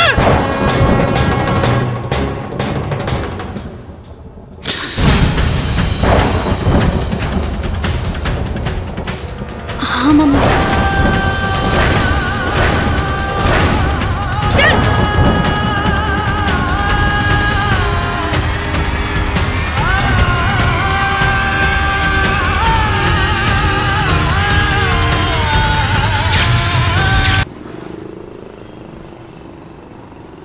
जौना के 1 रुपया का औकात ना रहे, हमरा नौकरी लगौला के बाद चालाक बन गई, हमरा से सवाल जवाब करता। कुल हीरोगिरी छुड़ाई। देखा, आवेश में लिहल हर निर्णय गलत होला। तू फटाक से फोन कैलू, ये फटाक से आ गिनी। आ ना गईल, बल्कि अब इहो यही रही। अपने बिटियन खातिर हम काफी बानी, और जैसे हमारे एगो बेटी दमाद यहाँ रहला ना, वैसे हमारी इहो बेटी यही रही। ओ लोगन के भूमि पर ही ना चला देली ना, तो हमरो नाम बबीता देवी ना। ओह माय गॉड, बताओ मम्मी, राजू जी कितने बदतमीज हैं। इन्होंने तो आज तक तुमको कभी मम्मी जी के अलावा कुछ नहीं बोले। बाकी राजू जी तुमसे जबान लड़ाने लगे। तुमने जो किया बिल्कुल सही किया। अरे ससुर, कुल हो जाए। देखिए, ज्यादा गुस्सा भी था सेहत के लिए नुकसानदायक बनू। ए गीता, तुम क्यों चिंता करती हो? तुमको याद है ना, मैं भी एक बार ऐसे ही गुस्सा होके मम्मी के कहने पे यहाँ चली आई थी। बाद में तुम्हारे जीजा जी पूरा परिवार को छोड़ के मेरे पीछे पीछे यहाँ आ गए। और आज देखो हमारे पास क्या नहीं है। डोंट वरी बहन। का जी? हाँ जी। कमीना, हमरा से कहा था कि कौना अधिकार से हमारा परिवार में दखल देता रू, और हम बिटियन का माई बनी तो हमारे ना दखल रही। अभी वो लोग हमरा के जानत नहीं खा। हे बिटिया, बस हम जैसे जैसे कहतनी, बस तू वैसे वैसे करत जा। फिर देख कि आगे का होता। हम इतना मना कहीं नहीं, बाकी हमार एक बात ना मन ली और अपन माई के कहे पे घर छोड़ के चल गई ली। अब उनके साथे साथ उनके माई के भी समझाई कि हम ऐसा दामाद ना है जैसे उनके घर में बैठल बा। बेटा, ठंडा दिमाग से काम लेके पड़े। बबीता देवी का यह स्वभाव है, हम समझ गए। अब प्रतिष्ठा भी बचाओ के बा, अब परिवार भी बचाओ के बा। अरे प्रतिष्ठा तो बुढ़िया ना उड़ा बता रही। अरे बेटा, हम तुझसे कहता नहीं ना, हैं? हमके बबीता देवी से का लेवे देव क्या? हमके तो अपन बहू गीता से लेवे देव के ना। अरे वो तो अपने माई के कहे पे चलता रही। अरे बेटा देखा, जैसे तारा माई के केहू कुछ बोलेला ना तो तारा बुरा लागेला, तो हो सही तो तू ओकरा माई के बोलला तो ओकरा बुरा लाग गई। हाँ। बाकी उनकर माई जो घाल मेल करता रही वो तो खराब बा ना। अरे बेटा, तू उनका स्वभाव के प्यार से देखा। कोई भी रिश्ता बनावे में ना बहुत समय लागेला और बिगाड़े में ना मिनट भी ना लागेला। ऐसे हमनी के कहब जा कि तू दुल्हन के फोन करला। हम काहे फोन करी? वो तो कर सकीले ना। बेटा, हम तुझसे कहनी है ना, हैं? हमान के प्रतिष्ठा भी बचाए बा अब परिवार भी बचा के बा।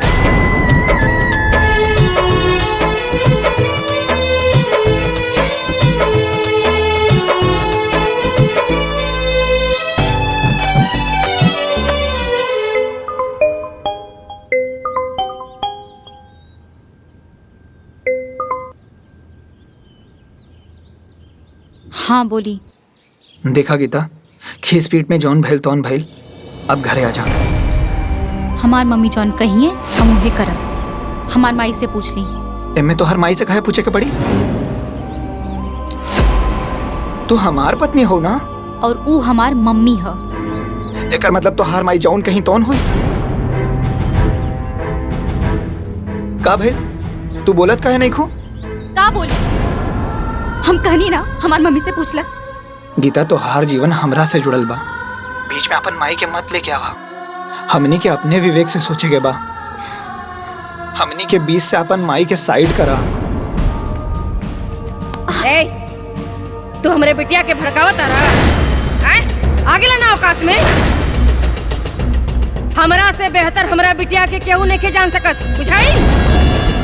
और कान खोल के सुन, अगर हमरा बिटिया के साथ रहे के बा तो तोरा के भी हमरे बड़की बिटिया और दामाद जैसा अपन परिवार छोड़ के रहे के पड़ी। बस ए सासू माँ, ई कतई संभव नहीं है।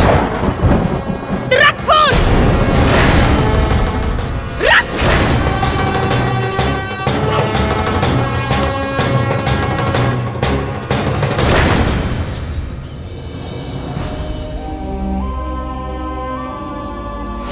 का तोर सास ऐसन कलसी है? हाँ बाबूजी। गलत जगह शादी हो गई, गलत रिश्तेदार मिल गई न सर। ए बेटा, अब तू का सोचला? अरे उनका कहले से हम अपन परिवार के बिल्कुल ना छोड़ सकीला।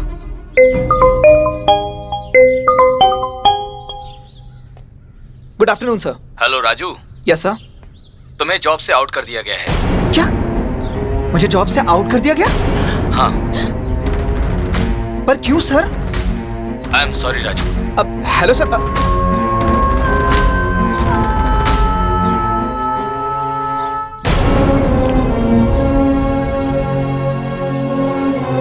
ये बबीता देवी हाथ धो करके हमनी के पीछे पड़ गई बिया।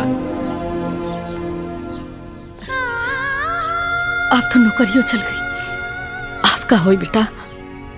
हमनी के परिवार पे बड़का संकट आ गई। कुछ ना होई माई, ये बबीता देवी कौनों की किस्मत ना है।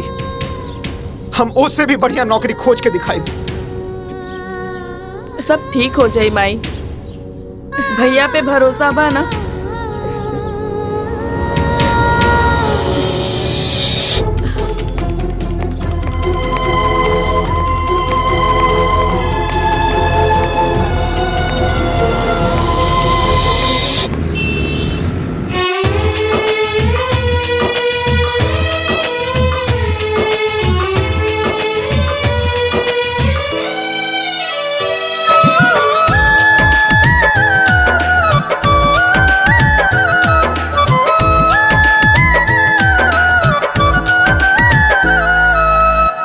कबू औलाद के दुश्मन हो,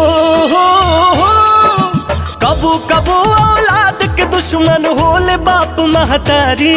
आए हाय रे दुनियादारी, आए हाय रे दुनियादारी, आए हाय रे दुनियादारी, आए हाय रे दुनियादारी।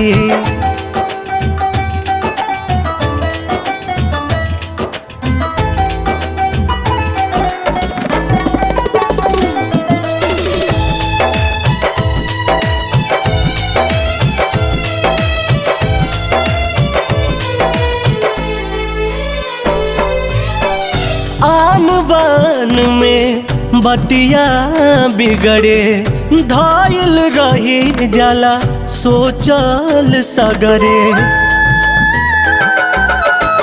आन बान में बतिया बिगड़े, धायल रही जाला सोचल सगरे। देर बहुत हो जाला जब ले हो, देर बहुत हो जाला जब ले आवे समझ के बारी। आए हाय रे दुनियादारी, आए हाय रे दुनियादारी, आए हाय रे दुनियादारी, आए हाय रे दुनियादारी।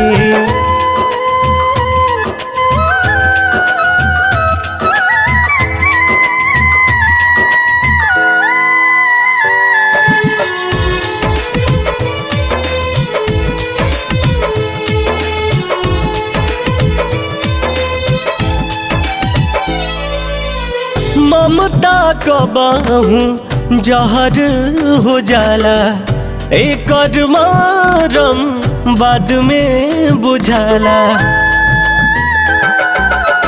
ममता कबाहूँ जहर हो जाला, एक मरम बाद में बुझाला। ओकर काम बनेला जे हो ओकर काम बनेला जे खुद से जाला हारी। आए हाय रे दुनियादारी, आए हाय रे दुनियादारी, आए हाय रे दुनियादारी, आए हाय रे दुनियादारी। थैंक यू सो मच सर।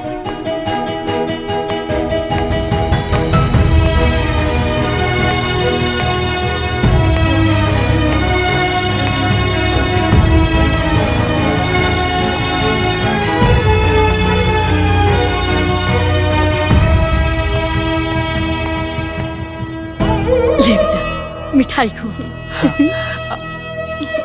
बबीता देवी का समझ लिया कि हमारा बेटा के नौकरी छीन लिए तो हमनी के मर जाए जा। अरे भगवान सबके खातिर बाड़े, देखा तारे मिल गई ना नौकरी। वो औरत के घमंड टूटल बहुत जरूरी बा माई। बेटा अरे जब घमंड रावण का ना रहे ये तो इंसान भी आ। अरे ये दुष्ट के ई ना पता है कि अपनी ये बेटी का घर बर्बाद करता ने। एमे बहू का कौन दोष है, बेचारी नाहक ही फिसाती है। हाँ बेटा, गांव के लोग जब दुल्हन के बारे में पूछेला तो हमरा बड़ा लाज लागेला। हम का कही, हमरा कुछ समझ में ना आवेला। वो बुढ़िया करम जली हमरा घर के खुशी छीन लेलस, हमर परिवार बिखर रहल बा।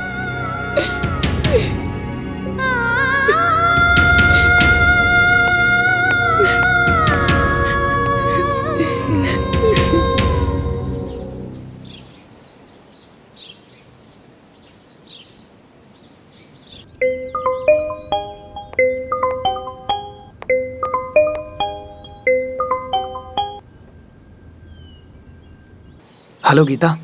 हाँ बोली। माई तोहरा के बहुत याद करत आड़ी। अच्छा।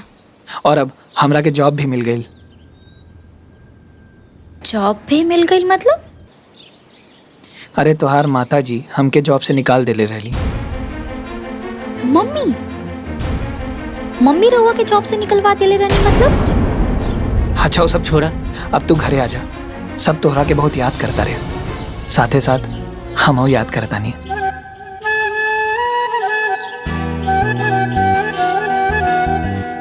देखिए। हेलो।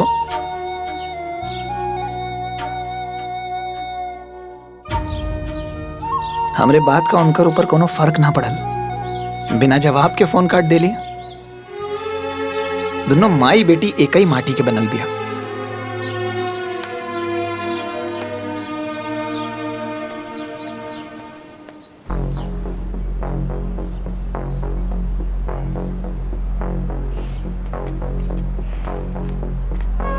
बिटिया तू यहाँ बैठल हो, चल जल्दी से नहा धो के तैयार हो जा। काहे मम्मी? अरे पंडित जी आयल बड़ा बेटा। वो काहे? तोरा खातिर पूजा रखोले बनी ताकि तोहार कुल ग्रह नक्षत्र सब खत्म हो जाए। कौने ग्रह नक्षत्र? ओह माय गॉड! क्या गीता, तुमको पता नहीं है का? तुम्हारे जीवन का सबसे बड़ा ग्रह नक्षत्र तुम्हारा ससुराल और तुम्हारा हस्बैंड। तुमको पता है गीता, मम्मी तुम्हारी चिंता में रात रात भर नहीं सोती थी। चलो जल्दी से तैयार हो जाओ। गीता अरे तैयार हो खबू? आओ। चल चल चल चला।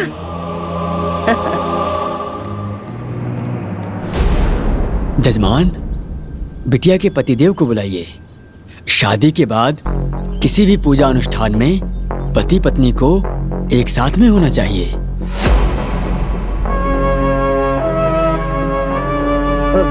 ये कहाँ लिखल बा पंडित जी? ये सब खाली दिखावा। पूजा करें। ये क्या बात कर रही माता जी? विवाह में जो 7 वचन दिया जाता है उसमें से एक वचन ये भी होता है। ओह माय गॉड, का पंडित जी, हम तो कितना बार अपना हस्बैंड के बिना ही पूजा किए हैं। काजी? हाँ जी, सही बात पंडित जी। करने के लिए लोग तो करते हैं, लेकिन मैंने तो शास्त्रों की बात बताई है। महाराज, ये बात ये लोगन के समझ में ना आई। राउर पूजा कराएं। देखिए, पति को परमेश्वर कहा गया है। जब जीवन में पति का इतना ऊंचा स्थान है तो पूजा अनुष्ठान में पति का स्थान क्यों नहीं हो सकता? आजकल आधुनिकता और क्षणिक स्वार्थ के लिए इन रिश्तों का महत्व ही खत्म हो गया है। अगर पति का महत्व नहीं है तो सावित्री यमराज से क्यों लड़ गई? अगर पति का महत्व नहीं है तो सीता जी राम जी के साथ वन में क्यों चली गई? अरे महाराज, हमरे के यहाँ पूजा करे के बोले बानी कि प्रवचन देवे खातिर पूजा कराई कि हम दूसरे पंडित बुलाई? देखिए, होने के लिए तो सब होता है, लेकिन एक ब्राह्मण होने के नाते उचित परामर्श देना मेरा फर्ज था। चलिए, आप लोगों की यही इच्छा है तो शुरू करते हैं जी। ओम त्र्यंबकम यजामहे सुगंधिम पुष्टिवर्धनम।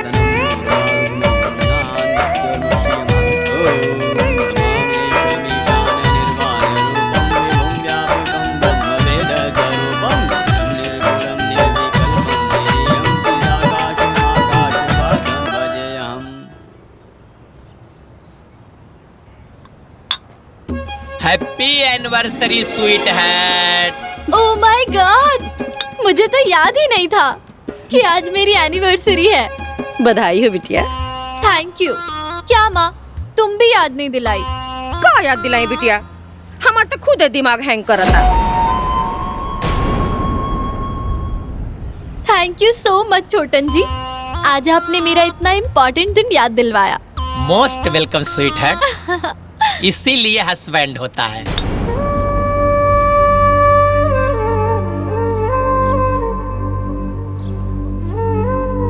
अच्छा गीता, तो तोहार एनिवर्सरी कब आवेला? बताना ताकि हम समय पे याद दिला सके।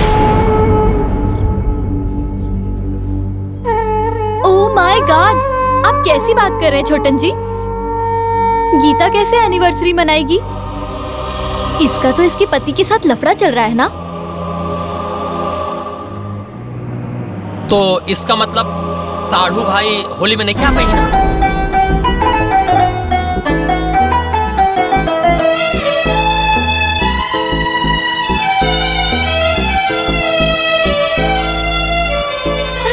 कितना सुंदर है ना।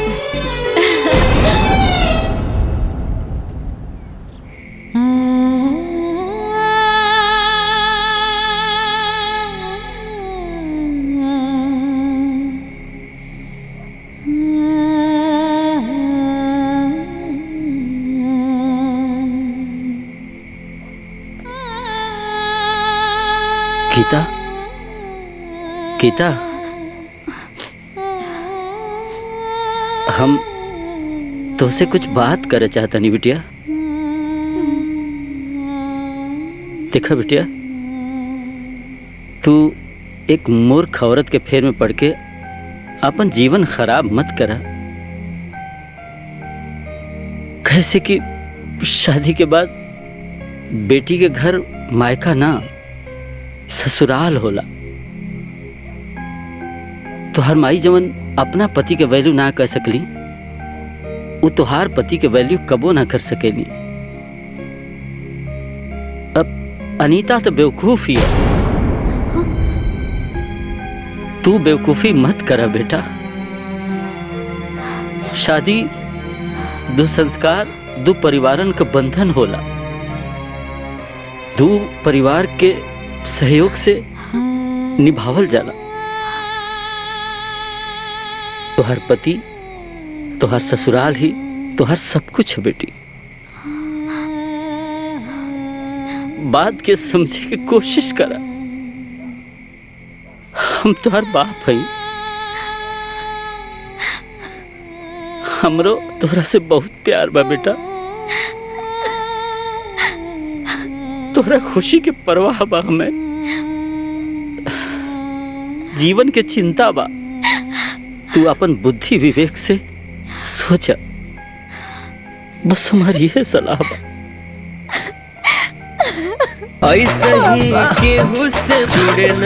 हौसला रख बेटा, हौसला रख। कुछ लिख ले बड़े वो विधाता। हौसला रख। बिना रे पिया के सब शोभे न सिंगारवा। जाए दे हमरा के सजना दुअरवा। गीता बिटिया, यहाँ का कर तू बैठ के अकेले? कुछ ना मम्मी। चला खाना खा ला। चला आजा।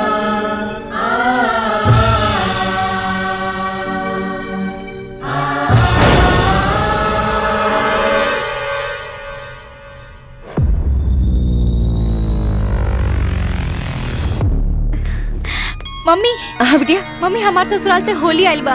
हाँ मम्मी। होली? हाँ। ओ लोगन का हिम्मत कैसे पड़ल यहाँ होली भेजे का? और इतनी औकात कि हमारा यहाँ होली भेजे हैं? देखा था नहीं। अरे सुना था।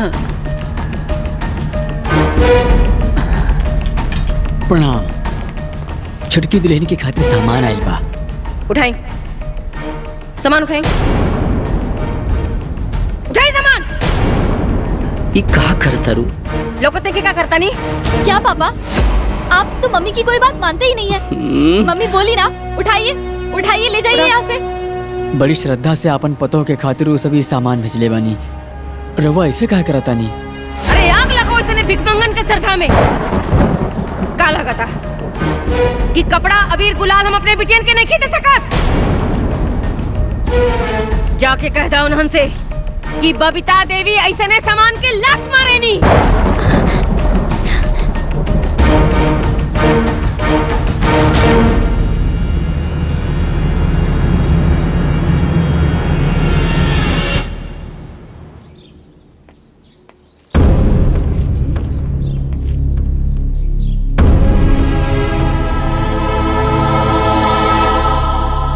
आखिर वो अपने के समझत का बाड़ी हैं? न उनके लगे हमन का इज्जत, न हमन के श्रद्धा का इज्जत, न मेरे लड़का का वैल्यू। रागनी। हाँ बाबूजी। राजू के फोन लगाओ। अब बात कपार से ऊपर चढ़ गई है। हमनी के जितने इंसानियत दिखावता नहीं जा उतने कपार पर चढ़ जाती है। लगाओ फोन। अरे रुको, देखी बात के जितना खींचब बात बढ़ेला घटेला ना। अरे माई, केहू कितना बर्दाश्त करी? वो लोग हर बात में नीचे दिखावता रे, ऐसा थोड़ी ना होला। चुप। ज्यादा आवेश में ना विवेक खत्म हो जाला। लेकिन हमन के इतना गिरल थोड़े बाड़ी सन कि हमन के साथ ऐसा बर्ताव। हे जी, शांत हो जाई। अशांति से काम ली। साल भर पे होली आइल बा, पहले शांति से होली मना लेल जाओ, ओकरा बाद देखल जाई का करे के बा। चले।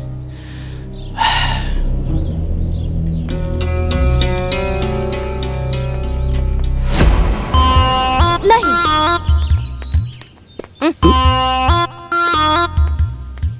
ओह माय गॉड, देखो ना मम्मी, बार बार छोटन जी कह रहे हैं कि आज होली है, तो मेरे मम्मी पापा से आशीर्वाद ले लो, आशीर्वाद ले लो। कहे वो लोग भगवान हुआ का कि वो लोग का आशीर्वाद चाहिए का दामाद जी? ना ना सासू माँ, मने का हो गई बा हमरे दोनों दामादन के कि हर बात में माई, हर बात में बाप। कौनो जरूरत ना है के फोन करे का। जी ना सासू माँ। ओके।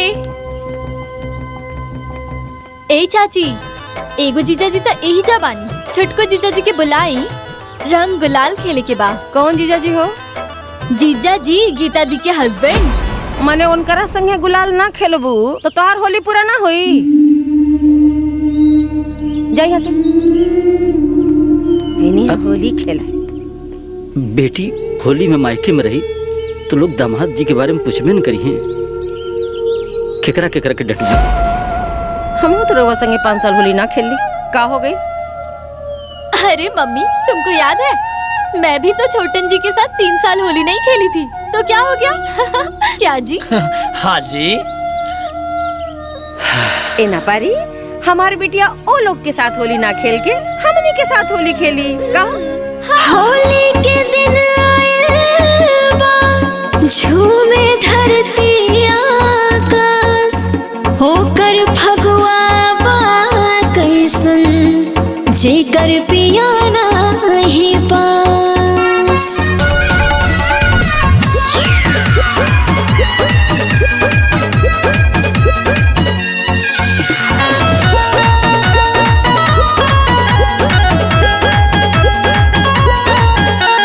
होलिया में छछनता जियवा हो, पीवा पड़े नाही पंजरा, पीवा पड़े नाही पंजरा हो, पड़े नाही पंजरा। फगुआ खेलेली कुलतिरियावा हो, खूबे लूटा तारी लहरा।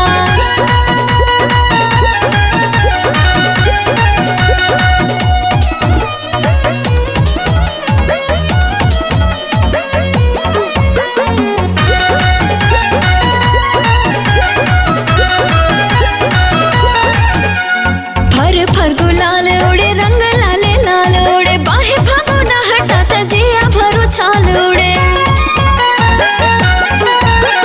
मस्ती के दिन बाटे, मौसम हसीन बाटे, जिकर पिया पास बाड़े, फगुआ हसीन बाटे, सबका जुड़ात बाटे ही हवा हो, पिया बाड़े नाही पंजरा।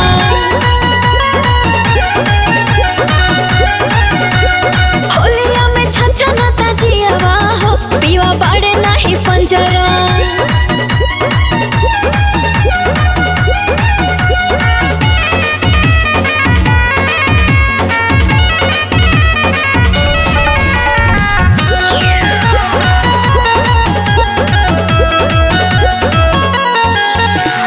अंग अंग खिले लागल, मजा खूबे मिले लागल, बूढ़वा जवान देख भांग पी के हिले लागल। ऐसन संजोग बाटे, झूमत हरे लोग बाटे, दिलवा से दिल मिलन बढ़िया ही जोग बाटे, प्यार के जरूरत बाटे दियावा हो, क्योंकि तड़पता ही आवा।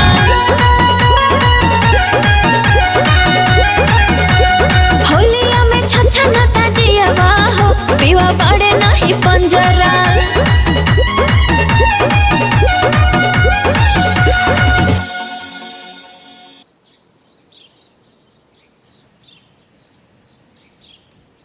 हाँ माई प्रणाम। खुश रहा बेटा। और होली ढंग से बीत गई? घर में ना बेटा ना पतो का होली ढंग से बीती।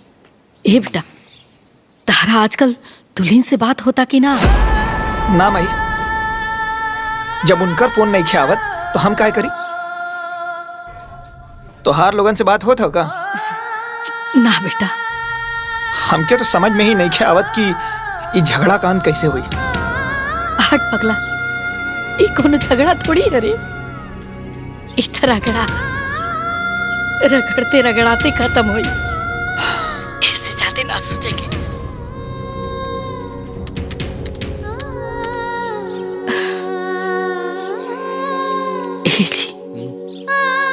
ओकरो से बात नहीं किया होगत, समझ में नहीं किया होत का कल जाओ।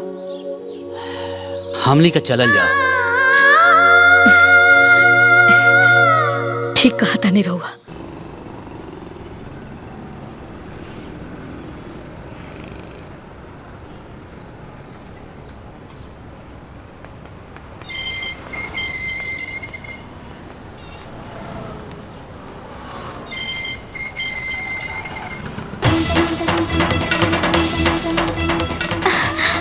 मम्मा जी, बाबूजी,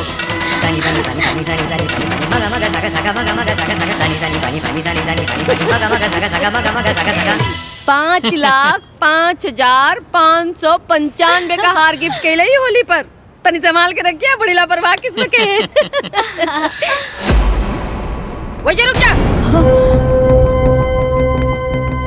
रउआ लोगन के हमरा औकात में और अपना औकात में कोनो अंतर लौकेला कि ना? माने कि हम पागल रहनी हा कि जौन रउआ के घरे में अपने बिटिया के बियाह के लिए बनी। या हमार मती मारल रहे कि जौन एगो बेरोजगार लड़का के उठा के अपन दामाद बना लेनी। ई सब हम अपने बिटिया के ऐश और आराम खातिर कैले रहनी है, रउआ लोगन के सुख और आराम खातिर नहीं भाई। ए सुना, सुनावा। बात आराम से भी तो हो सकेला ना। इस सब के लिए चला बैठावा, नाश्ता पानी करावा, फिर बात हुई ना। कि वो अपना रिश्तेदार से ऐसे व्यवहार करेला का? रिश्तेदार? कहाँ का रिश्तेदार? कैसा रिश्तेदार? हमरा के समधा समधी से कुछ लेना देना नहीं खे। हमरा के अपना बिटिया से लेना देना बा बस। देखिए समधी जी, ई कहा सुनी से ना रहुआ बेटी के जिंदगी बर्बाद हुई। जबले हम जिए तनी ना, हमरा बेटी के जिंदगी बर्बाद ना हुई। राउर बेटा के जिंदगी बर्बाद हुई। रउआ गलत सोचता नहीं। अच्छा तो सही कैसे सोचल जी, इहो बता दी ना कि एगो माई से बढ़ के बिटिया के हित खातिर, सुख खातिर के सोच सकेला? रुआ बताई।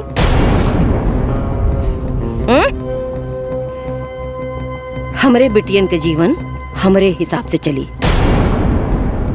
बुझाइल?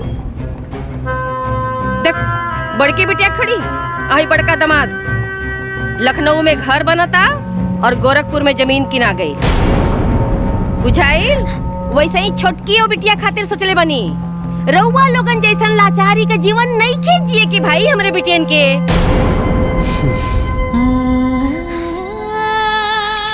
समझी जी, रहुआ बात समझे की कोशिश करी।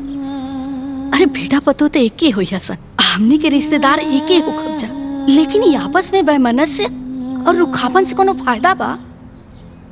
ओह मिस्टेक तो हो गई, हमरा से मिस्टेक हो गई कि तू लोगन के हम अपने रिश्तेदारन के लिस्ट में शामिल के देनी। मिस्टेक हो गई हमरा से। अपना बेटियन के सुख के खातिर हम कुछ भी कर सकता नहीं। जा लोग यहाँ से।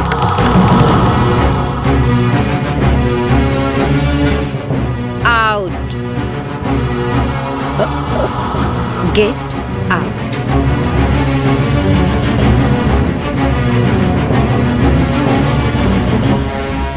Get out! Get out! Get out! आन बान में बतिया बिगड़े, भइल रोही जाला सोचल सगरे। देर बहुत हो जाला जबले हो, देर बहुत हो जाला जबले आवे समझ के बारी। हाय हाय रे दुनियादारी, हाय हाय रे दुनियादारी, हाय हाय रे दुनियादारी, हाय हाय रे दुनियादारी। गीता बिटिया, तोहर का विचार बा अपना ससुराल जाए के बारे में? तो अपना माई से कहत काहे नहीं के? हमार हिम्मत नहीं की होत पापा। मालिक, वकील साहब आइल बानी। जी प्रणाम। आप? जी मुझे बबीता देवी जी ने बुलाया है। काहे? हम बतावता नहीं। जी प्रणाम। बैठिए। निकालिए वकील साहब। जी आपने जो पेपर मंगवाया है वो मैं ले आया हूँ। ये लीजिए मैम। ला बिटिया, पेपर पे साइन के दा।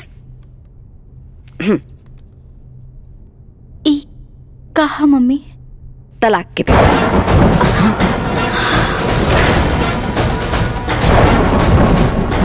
तलाक के पेपर? काहे? काहे से कि हमरा अपना बेटी के उस स्वार्थी परिवार से छुटकारा दिला के बढ़िया घरे घर बसावे के बा। साइन कर बिटिया। ना मम्मी। ओह माय गॉड, क्या गीता, मम्मी तुम्हारी भलाई के लिए ही बोल रही है। चलो साइन करो। गीता, हमारी बात ना मन।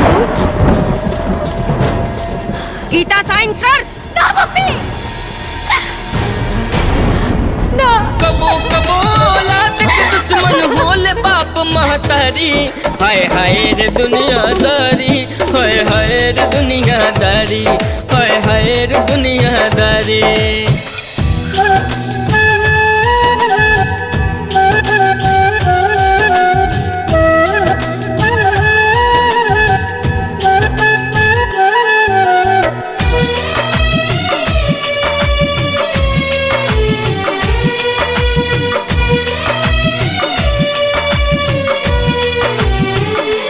सैया निमन चाहे बाउर बा मंजूरी माई।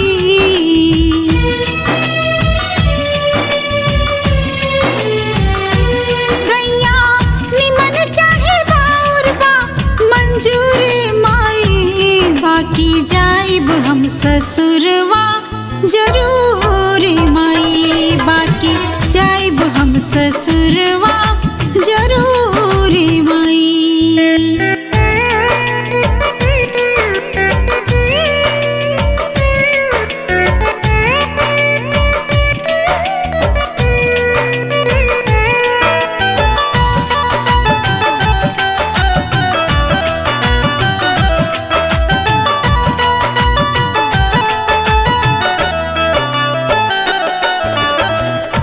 ऐसे ही केहू से माई जुड़े ना ही नाता।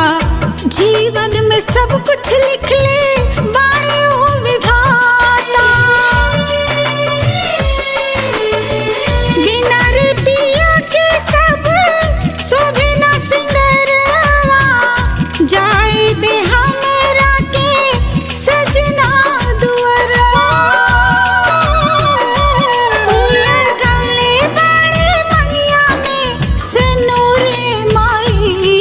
बाकी जाइब हम ससुरवा जरूर माई। बाकी जाइब हम ससुरवा जरूर माई।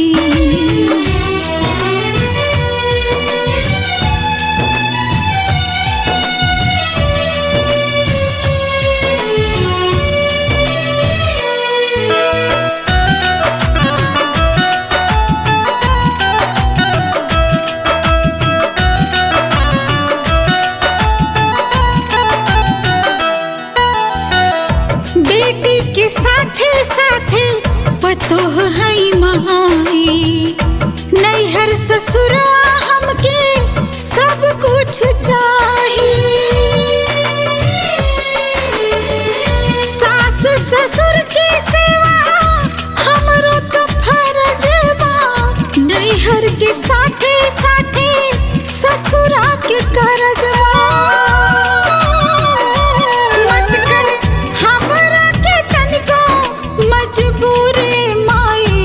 बाकी जाइब हम ससुरवा जरूर माई। बाकी जाइब हम ससुरवा जरूर माई।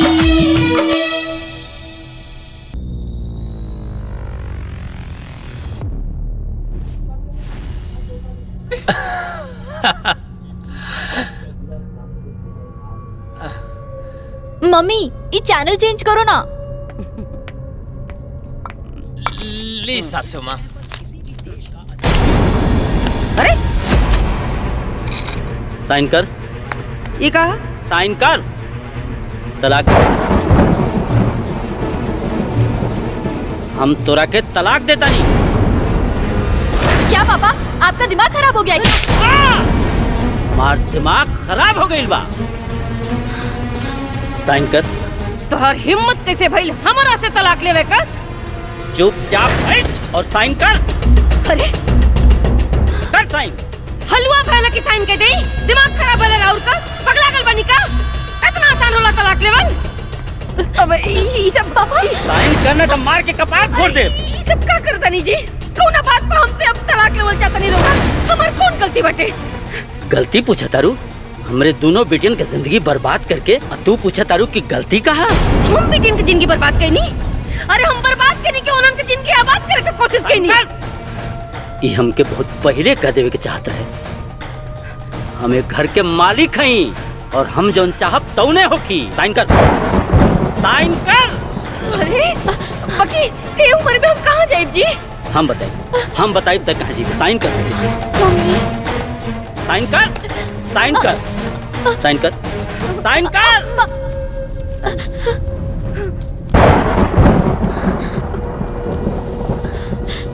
चल तो के बताओ तनी कहाँ जेबे तू? चल चल चल, हम तो असली जगह बता देनी। पापा छोड़ दी ना पापा, मम्मी के ना बेटा, मत करी पापा। ना बेटा, ये औरत पागल हो गई बा। पागल औरत के हमरा घर में कौनो जगह नहीं थे।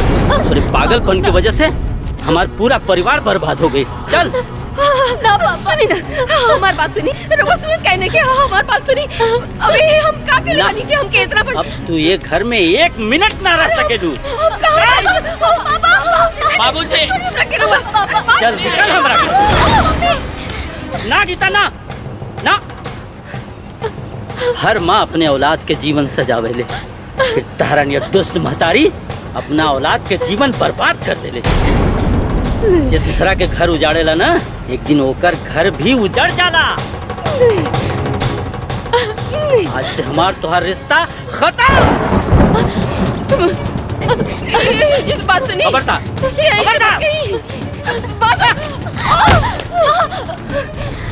समाधि।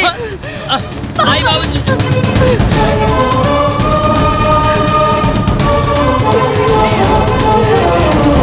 जी जी ससुर जी। जी पापा। बोली अपना घरे कब जाइब और जाइब कि ना? ससुर जी हम ता सासू माँ और रहुआ बेटी के दबाव में आके यहाँ रहता नहीं ना। खे अपन घर परिवार माई बाबू के छोड़ के यहाँ रह के चाहिए ससुर जी। बताइए, ये मेरे और मेरे माँ के ऊपर इल्जाम लगा रहे हैं। वैसे भी आपका परिवार कुछ कम है क्या? इनकी माँ 1 नंबर की झगड़ालू और इनके बाबूजी 1 नंबर के स्वार्थी। इनका तो पूरा का पूरा परिवार ही गलत है। मैं तो सिर्फ निकम्मी माँ की चमची स्वार्थी औरत हमरा के हमरा घर परिवार वालों से अलग कर देले। वो बेचारे कुछ भी न बोले, फिर भी आज वो गलत बाड़े। ओह माय गॉड, आपने मुझे निकम्मी कहा, स्वार्थी कहा, यहाँ तक कि मेरी माँ की चमची भी कहा। हम तोरा के निकम्मी बोल लिया। एक भी शब्द अगर हमरा परिवार के बारे में गलत बोलूं ना, ससुर जी तो सासू माँ के तलाक से अलग कर देले बाड़े। हम तो बिना तलाक के तोहरा के ले जाके बीच नदी में गला दबा के मार डाला। अरे हमरा के तू नामर्द बना के रख ले रहलू। हम तो आपन जवान की खातिर बंद रख ली है कि घर में शांति बनल रहे। कितना टॉर्चर सहली है, इतना जलील भइली है, फिर भी हमार दिल जाना था दिल। बस दामाद जी जाइए अपना घर परिवार के लेके आइए। जी ससुर जी। गीता। जी पापा। अपना ससुर से बात कराओ बेटा, फोन लगा के। जी पापा।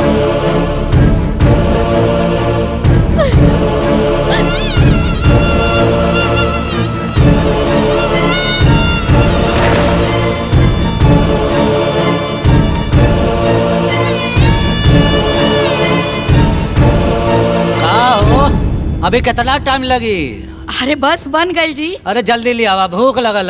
अच्छा बाबूजी भैया के ससुराली से फोन आइल बा।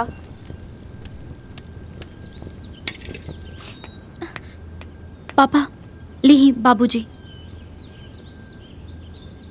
हेलो हेलो, प्रणाम प्रणाम। समधी जी प्रणाम।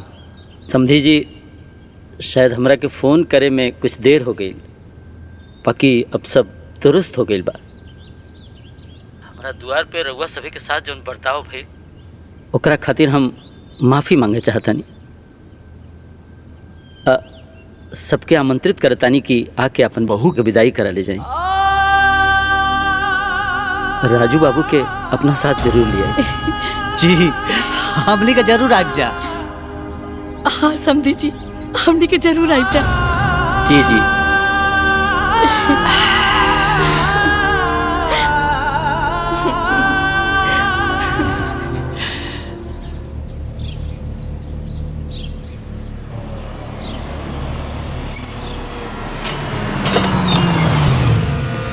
ममता का बाहूं जहर हो जाला। एकर मारम बाद में बुझाला ममता कबहू जहर हो जाला एकर मारम बाद में बुझाला ओकर काम बनेला जे हो ओकर काम बनेला जे खुद से जाला हरी हाय हाय रे दुनियादारी हाय हाय रे दुनियादारी हाय हाय रे दुनियादारी अरे हाय हाय रे दुनियादारी। हमरा के लागत रहे कि हम जोन कुछ भी करता नहीं यही में हमरे बेटियन का भलाई बची।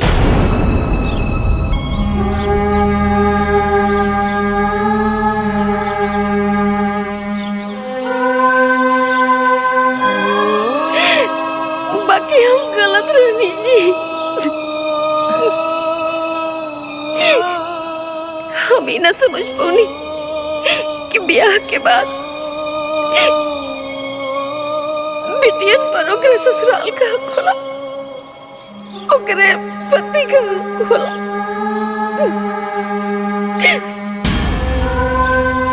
बहुत बड़ी गलती हो गई जी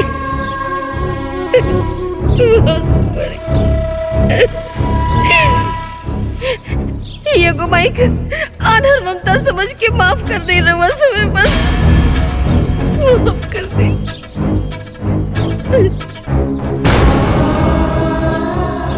ओ मैं हमारी बेटी का कोनो गलती ना वो लोगन के सजा मत दे जोन भी सजा देवे के हमरा के दे बेटियन के नहीं।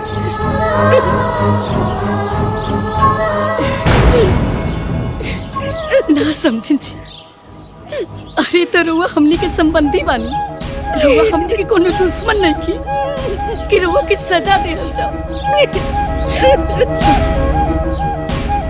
जवन रौरा अपना बेटी खातिर सोचनी वह तो हमनियों के अपना बेटा खातिर सोचनी जवन कहनी वो अपना बेटी खातिर कहनी तो हमनियों के तो अपना बेटा खातिर कहनी सन। चली सब बराबर हो गई चली अब चली।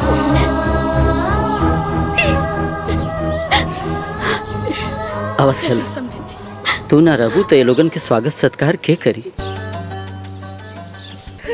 और फिर बिटिया के विदाई भी तो करे के बा ना। अब चल चला सासू माँ अब चल।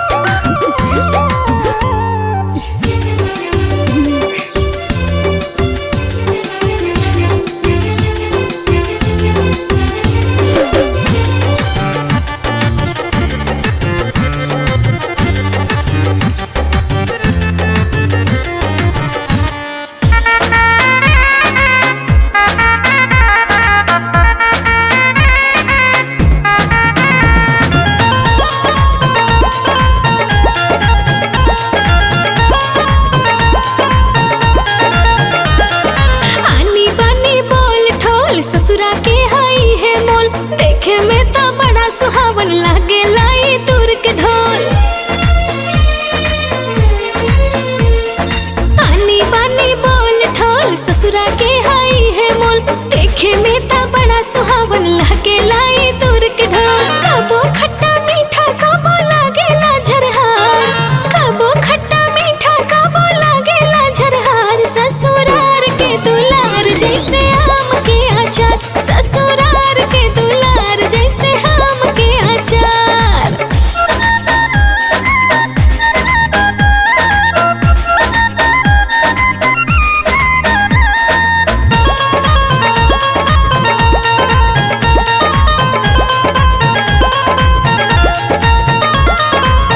झगड़ा होला रगड़ा होला सब लोग रूसला बाकी ऐसन रिश्ता कबहू ना छूटेला।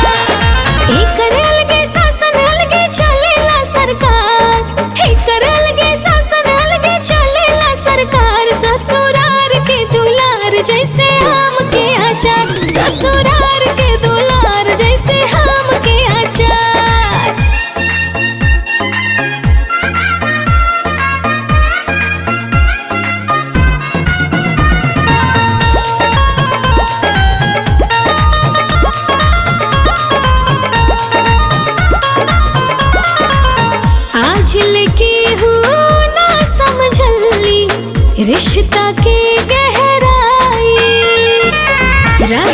सबके साथे साथे बन के परछाई।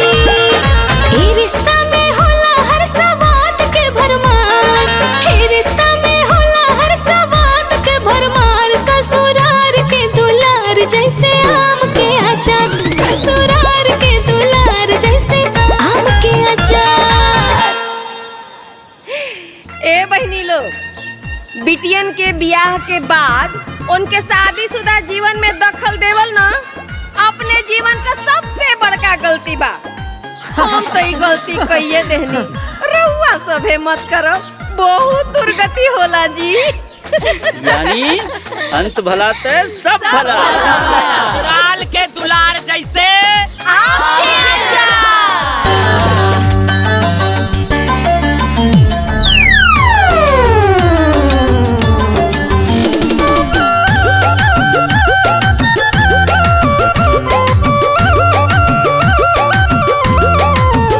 चूड़ी खन के लागल, गजरा मह के लागल, बस में जियरा ना बा, गजरा बह के लागल।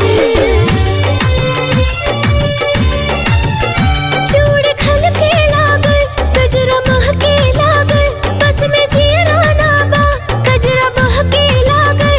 अब ये दिलवा रहेला मगन, तोहरे नैया के लागल लगन, कि जब से मिलना तो हमके सजन। तोहरे नैया के लागल लगन, कि जब से मिलना तो हमके सजन।